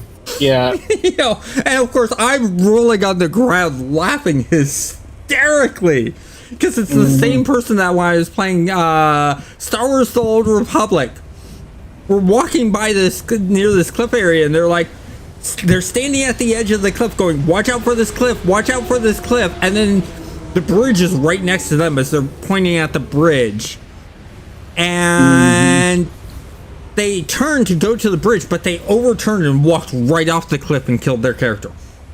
No kidding. Nope. It's true. I will say the original D&D Online D EverQuest. Yeah. You could actually do that in High Keep. And I knew plenty of monks who would practice their safe fall, or what is it? That's safe fall. Yeah, safe fall from the High Keep. They'd run up not just High Keep. They would also go to Kelithan, the city up in the trees, and jump off of Kelithan to practice their safe fall. Yep. In fact, that was the best place for them to sort of do it, because getting Kelithan wasn't that hard. Right. I knew a guy, and I watched this guy do this too. He says, "Watch this. Look where I got my safe ball at." And I was watching. All right, okay, fine, yeah. And he failed it, and of course he's instantly in the red bar, right? He's not, or in the, was it purple? But yeah, he was in the purple bar. You know, he's at his negative X amount of hit points, and he's trying to bind wound while he's severely injured. And it was funny to watch. He was jamming that button on that keyboard too. Yeah, and Axel, I remember playing the 8-bit Ultima. That was the first Ultima I ever played. And then when you were speaking of that monk, I got an interesting EverQuest story. So you remember Lord Guck with the frenzy that would drop the flowing black silk sash? Okay, yeah. All right, okay. I do remember the black silk sash. Right? Yes, so it's a 5% chance that mob will spawn, and then there's a 5% chance that will drop the flowing black silk sash. Right. So I'm down in Lower Guck with my Shadow Knight, and that area is one of the best places to get experience. So I go to the group, and I go, "Can I join your group?" And there's like, "No, we don't want to share the role for the flowing black silk sash. And I said, you don't have to worry about it. I already have the flowing black silk sash. I'm down here for experience to level up. They all check my inventory and see that I'm wearing a flowing black silk sash. Because it's a legendary unique item, you cannot loot. Have to. Again, it won't let you. So they immediately invite me into the group. That's just the setup for the story. So we're fighting, and we get wiped. So we all go back. I summon up our corpses. We fight our way back down to the frenzy. Okay. The rogue goes and checks the frenzy room. The frenzy had actually spawned. The monk goes, okay, I'm going to try to feign death pull the frenzy. I said, no, I'll do you one better. I guarantee you with 100% accuracy, I will bring back nothing but the frenzy. The monk goes, there's no way you can do that. That is impossible. I said, no, I can do it.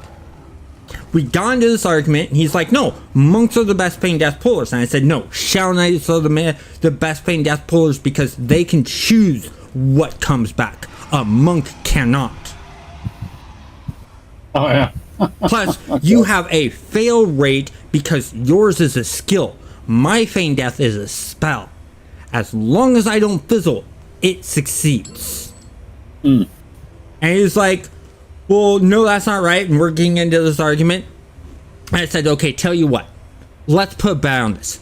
You let me do the pull. If I fail, I will let you guys roll on my flowing black silk sash. And if that frenzy has a flowing black silk sash, you guys will also roll on that one too. However, if I am correct and I only pull the frenzy, and on this one frenzy only, it has the flowing black silk sash, I get to join in on the roll. If I win the roll, I choose anyone I want to give the flowing silk sash to. It's a win-win for them. All right. Because I'm saying only that one drop. If it drops, do I get to roll on? After that, touch the blinky. It's all over, right? Yep. So they agree to it. I pull. I bring back the frenzy. The reason why I was able to bring back the frenzy is Shadow Knights have a spell called Clinging Darkness that slows the mob you cast it on. So I cast it on the frenzy. That means as I'm doing this pull, I'm pulling the whole entire room, the last one to come to where I feign death is going to be the frenzy. The last one to leave is going to be the frenzy. Which means that I'm bringing the frenzy back. So I bring the frenzy back. The first thing I see in chat is a bunch of swearing from the monk. He's pissed because I just proved him wrong.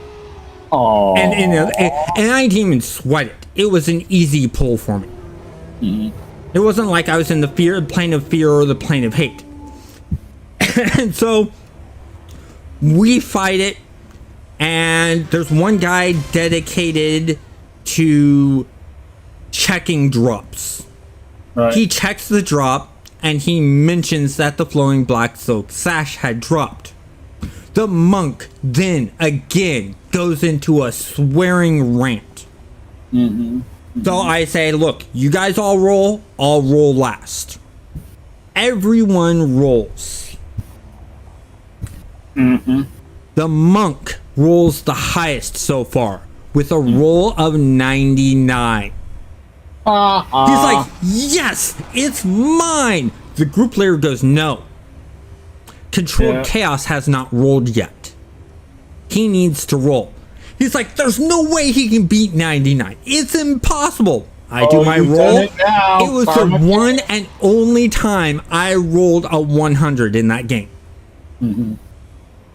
That monk would not stop swearing for 5 minutes. At least he stuck to his crew, though, because some people would just try to, loot on it anyways. He stayed. Well, the thing is the guy that was the loot checker, I have nothing but respect for him because he never left the body alone. He kept his character on the looting of it so no one else could loot it.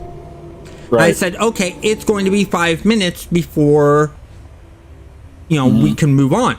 And they're all like, well, why? Who are you giving it to? And I said, a fellow Shadow Knight who's been spending the last 6 months trying to get a flowing black silk sash. Right. The monk's all pissed off and he's like, no, it should go one of us. You said that would go one of us. The group leader goes, no.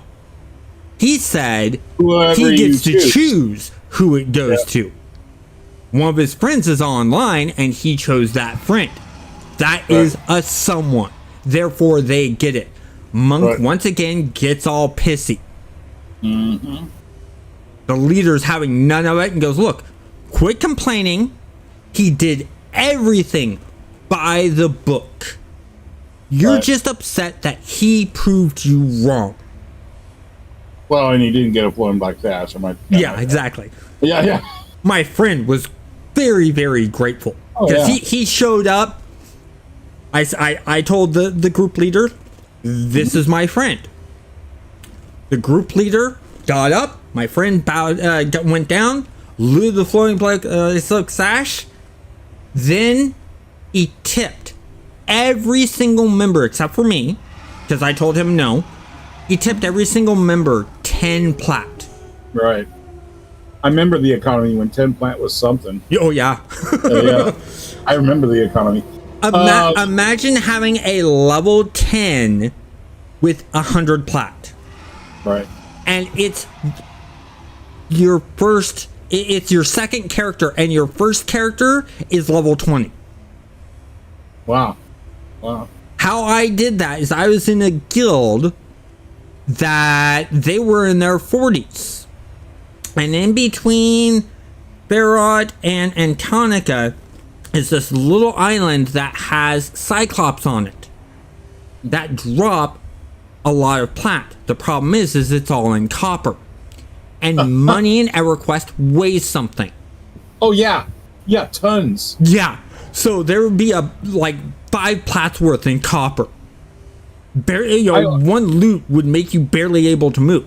What I would do is I would go with the group and I would stand there. I would do no combat. I was just chatting with them.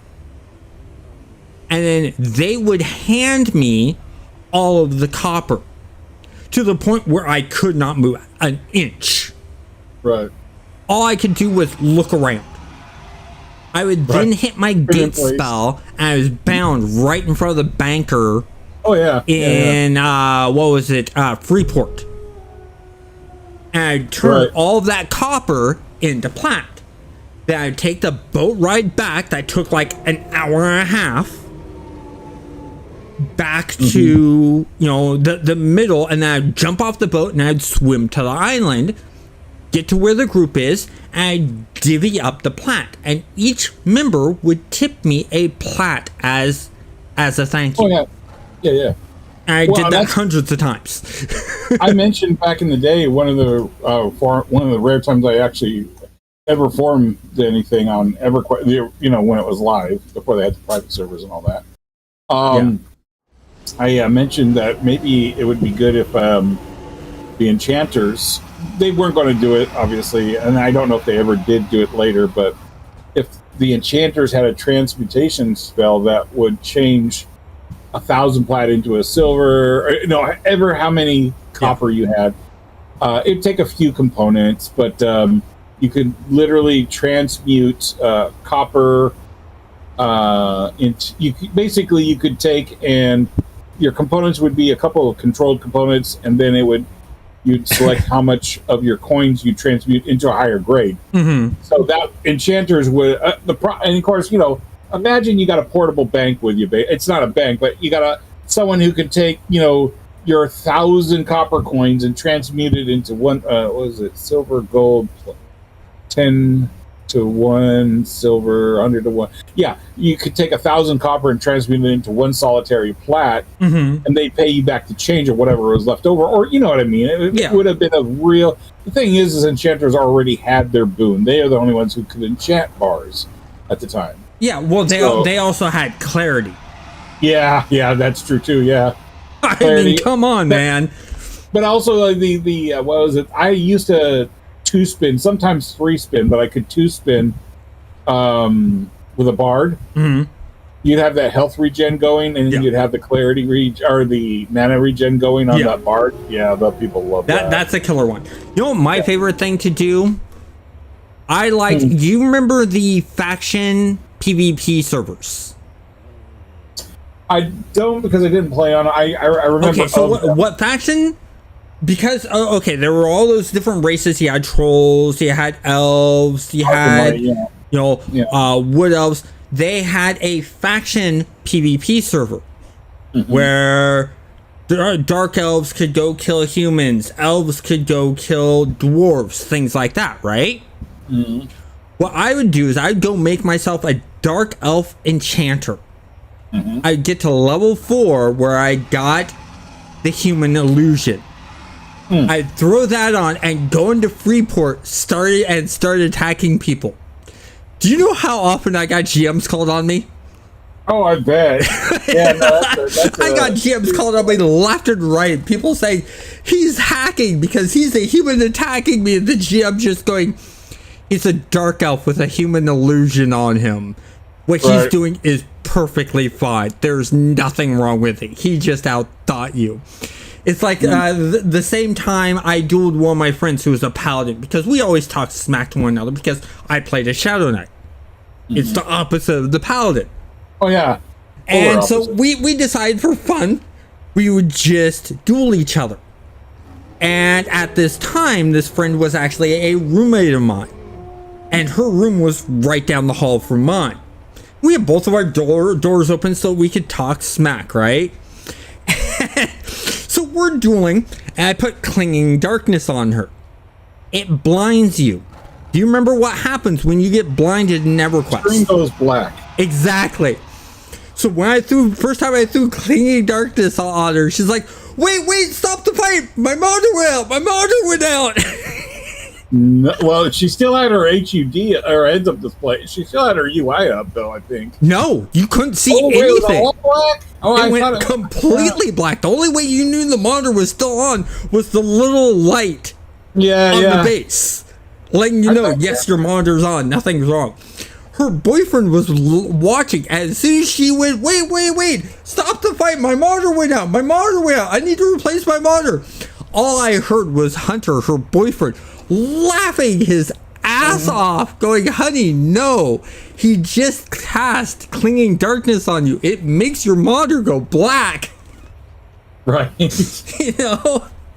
I was going to say is, you remember what the screen would start to look like if you got drunk in that game? I don't know if you ever did. Yes. That. Yeah, no, man. I mean, moments worth 1,000 words, right? Well, do you remember what the controls were like when you were drunk? Oh yeah, no, you would if you push forward, it would randomly move you right or left as you went, and or sometimes backwards. Your your movement keys were completely jumbled around, and it was always changing, so you couldn't get used to which direction was which. Yeah, you had to stay on top of it too. And so you had to remember. Well, what I remember is when they did a patch, because people would finally get used to being drunk at one time and moving around. They get used to it, and so they'd be moving perfectly fine. They finally put a patch that in the middle of you being drunk, it would randomly switch the keys on you again.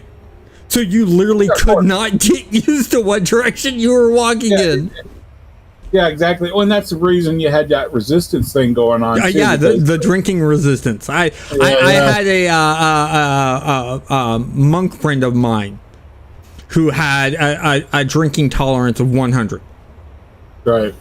And it was funny. The way I met him, you remember the class-specific armor? Yeah. When they first introduced that, and it was you could get around level 25. Like barnacle-covered armor for shaman or something. Yeah, exactly. Well, I'd gotten my Shadow Knight set of armor.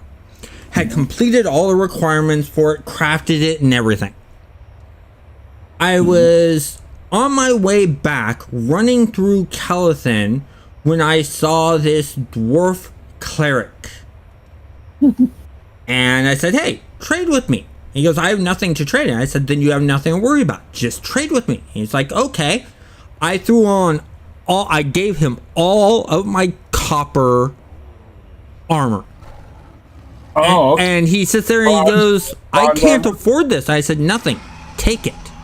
It's yours. I'm giving it to you for free. He's like, oh, wow, thank you. You know, I'm new to the game. I just started playing. I'm like, well, you want some help leveling up and figuring out where things are? And he goes, I'd love that. And so I spent like hours just hanging out with this guy, showing him the chessboard and fear kiting things so that he could kill the skeletons that were like 10 levels above him. Couple weeks go by, I hear nothing from him. But then I get this random tell from this player, because my character's name was Black Skull. I get this random tell from this character called Red Skull. He's like, hey, our names are the same. I'm like, oh, cool, yeah, our names are the same. And that's cool. And he goes, you do know that I named this character after you? I'm like, really? He goes, yeah, I'm that dwarven player you helped out. I still have that character. I wanted to play around with the monk, and I got hooked on the monk. Of course. So it's hard to, yeah. Later on down the line, he had more time to play than I did. And he got to level 50 and was doing raids and became a well-known raid leader. And he invites me, you know, when I finally had free time and gotten to level 50, he invites me to a raid on the Plane of Hate. I said, yeah, sure, I'll join you. I join up with him, and he was known as the Puller. And so we're getting there, and, you know, in raid chat, he's like, okay, Black Skull, go pull for us. Everyone's freaking out, going, wait. No. Don't let the Shadow Knight pull. He's going to be terrible at it. We've never seen him pull before. The monk, Red Skull, just sits there and goes, no.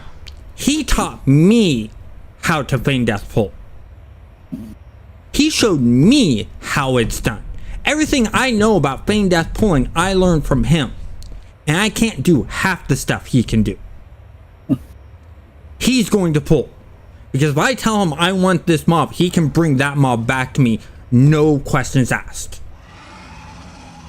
We do that a couple times and it's working flawlessly. Everyone's like, wow.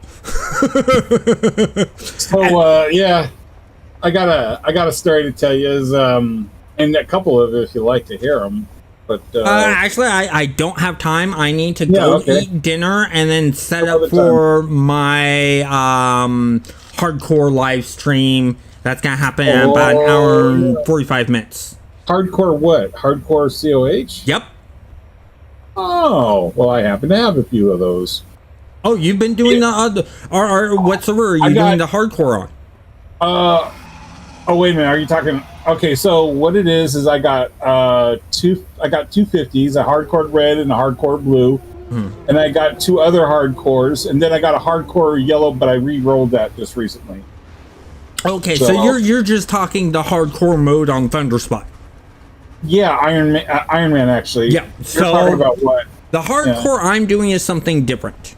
Okay. The hardcore I'm doing it's a self-imposed hardcore. Okay. Following the same rules where you cannot use the auction house, you cannot trade. If your character dies, it gets deleted. All of that's still there.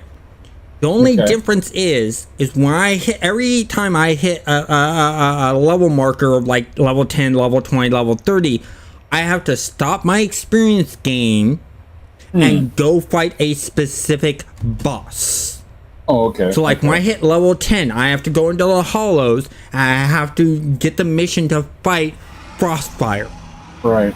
And beat your milestones. him. Your milestones. Yes. Got it. Okay. Also, there is no using of res inspirations or res powers. Okay. Yep. All right. I'm going to, by the way, hop off your team since you're getting ready to go. Is that correct? Yeah. Okay. Thank you very much for the team, by the way. Yeah, definitely. And it's every Sunday that I'm doing this. Okay. It's Sundays I do this. Wednesdays I do live streams of No Man's Sky. Tomorrow is going to be No Man's Sky, and Tuesday's also going to be No Man's Sky because I'm going to be doing the expedition. I want to get all done before Wednesday, where I go back to base building. I'm building this amazing base in No Man's Sky, and then Friday will be the pen paper role playing game. Is that Big Eye Small Mouth? No, that is in a couple more weeks. Okay. Right now it is Fantasy Age. The current campaign that I just sort of pushed it out, and we're in the process. They're in the process of fighting off like 11 undead. Okay. They basically have killed off the boss. They left the cave. They're now back into the village that's just outside the cave, but in the village was a graveyard, and when they killed the boss, a specter popped up and said, "How dare you take out my minion, you will pay for this," and it disappeared. And the boss that they fought rose up as a zombie, beat the zombie version of it, went outside, and that's where they ran into 11 zombies. Once they're done with the 11 zombies, go back to the city to collect their reward. That's when this part of the campaign ends. And then I go and work on the next stage of the campaign, because it's a multi-tiered campaign with multiple bosses in it. And I'm calling each time they finish a boss battle, or the main storyline for wherever that part of the campaign is, then that's a campaign to me, because it's going to take about 3 to 6 months depending on how they do things. Gotcha. Do you ever consider the pen and paper? I don't know how into you are to those, but did you ever look at the Fate system? The Fate system? I've looked into the Fate system. I need to look into a bit more. Yeah, it's a little different. It's more narrative driven. Yes, it is. I have a friend who introduced me to the Fate system, and I played a couple games that he used the Fate system, because they have one that's like a space game that uses the Fate, and instead of health, you have like endurance. Yeah, stuff like that. Yeah, exactly. And stuff like that. And I found it okay. Yeah. But I wasn't a real big fan of it. But I'm also working on my own pen and paper game that's going to be a dice percentile. Percentile dice game. With some changes. Did you ever do the old school Marvel TSR game? Yes. Okay, very good. You ever do the Street Fighter White Wolf game? Oh, Street Fighter White Wolf? No, I think I did crack open the book to it, but I never got around to it. I got around to playing it. That's actually really, really good. There was actually, for a while, a City of Heroes pen paper role-playing game being made. But they never got to finish it. Yeah, I believe it, yeah. With the Marvel, you remember how the Marvel worked? It was a percentile, but you check your percentile versus the and see if you landed yellow or white, green, yellow, or red, and for results, right? Well, what I did is when you got, like, say on your fighting, say you got a red result, I decreased your damage by a shift. You increase your damage, so you hit really well. It was kind of like the miniature critical system. And then with the if you rolled a green, then I decreased. You still hit, but you decreased your damage by a shift. So you had a range in that, right? And So yeah, having a huge strength but a poor fighting would affect your damage a little bit. And again, it did allow for a critical, in the way of speaking. Yeah. So the other thing was, though, is I would have, like, if I had 20 guys, 20 minion types shooting at one guy with, like, incredible body armor, we'll say. Yeah. And their damage is, they got remarkable rifles. They're not going to really hurt this guy, okay? Except this is how I do it. And this is just an idea since you said percentile. I'd roll 1d10, right? And that's what every roll ends with. So if I rolled a 2, every roll that I roll next ends with a 2. So I have 20 guys. I roll the first dice. This is what I call the posting dice. And I roll a 2. Every roll after this is going to end with a 2. So then I roll and by the way, you could immediately look up to see what you need to roll to get a red result. So I roll that 2. Okay. Now every roll above every 9 that I get will be a red, and every 8 or less that I get won't, and it won't penetrate it won't do effective enough damage. So to roll 20 rolls, I just roll that. I just take a handful of dice and roll it, count how many 9s there are in it, and then just roll again, and then I come up with like 4 or 5 results that even come close to hurting the guy. But I do it. It was so fast that way, and it kind of it allowed for a few lucky hits. It's like the Hulk in the movie getting hit by dozens and dozens of guys, and only a couple of them really pick them off. Yeah. So I want to respond to a comment here that Alex made, and I'm going to tell you something about my system that's similar to that. Yeah. So Axel, I played the City Heroes collectible card game. I loved that game. That was very fun. Speaking about how you're doing things, my dice system has something called a degrees of success. Right. So when you're rolling against something, you have this number you have to beat, or you have to beat your opponent's roll. If you get 25% above what they rolled, you get what's called a critical. And then every 25% after that increases the critical. So it goes from a critical or a minor critical to a critical to a major critical to an ultimate critical.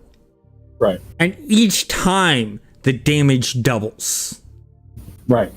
Here's the thing.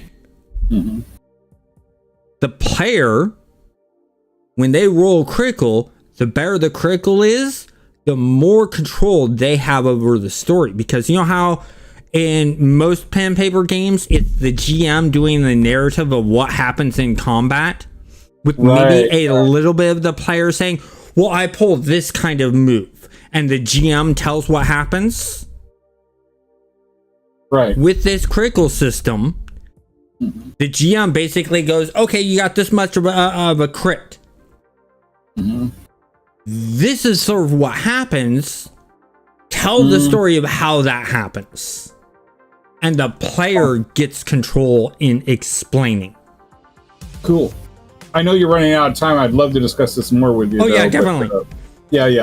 Some other time, I guess. Because, next Sunday when we're playing, we'll discuss more. I have a similar concept to that. And so anyways, basically, when a player gets hit by a major wound, they can choose to not take the wound, but take a special effect against them. Oh, nice. But it can be like, okay, you got a major wound. Do you want to take the wound, or do you want to take a major effect? And say the person kicks them into their leg. They're like, they don't want to take the wound. They'll take the effect. Okay, well now your leg is busted and you're hobbling.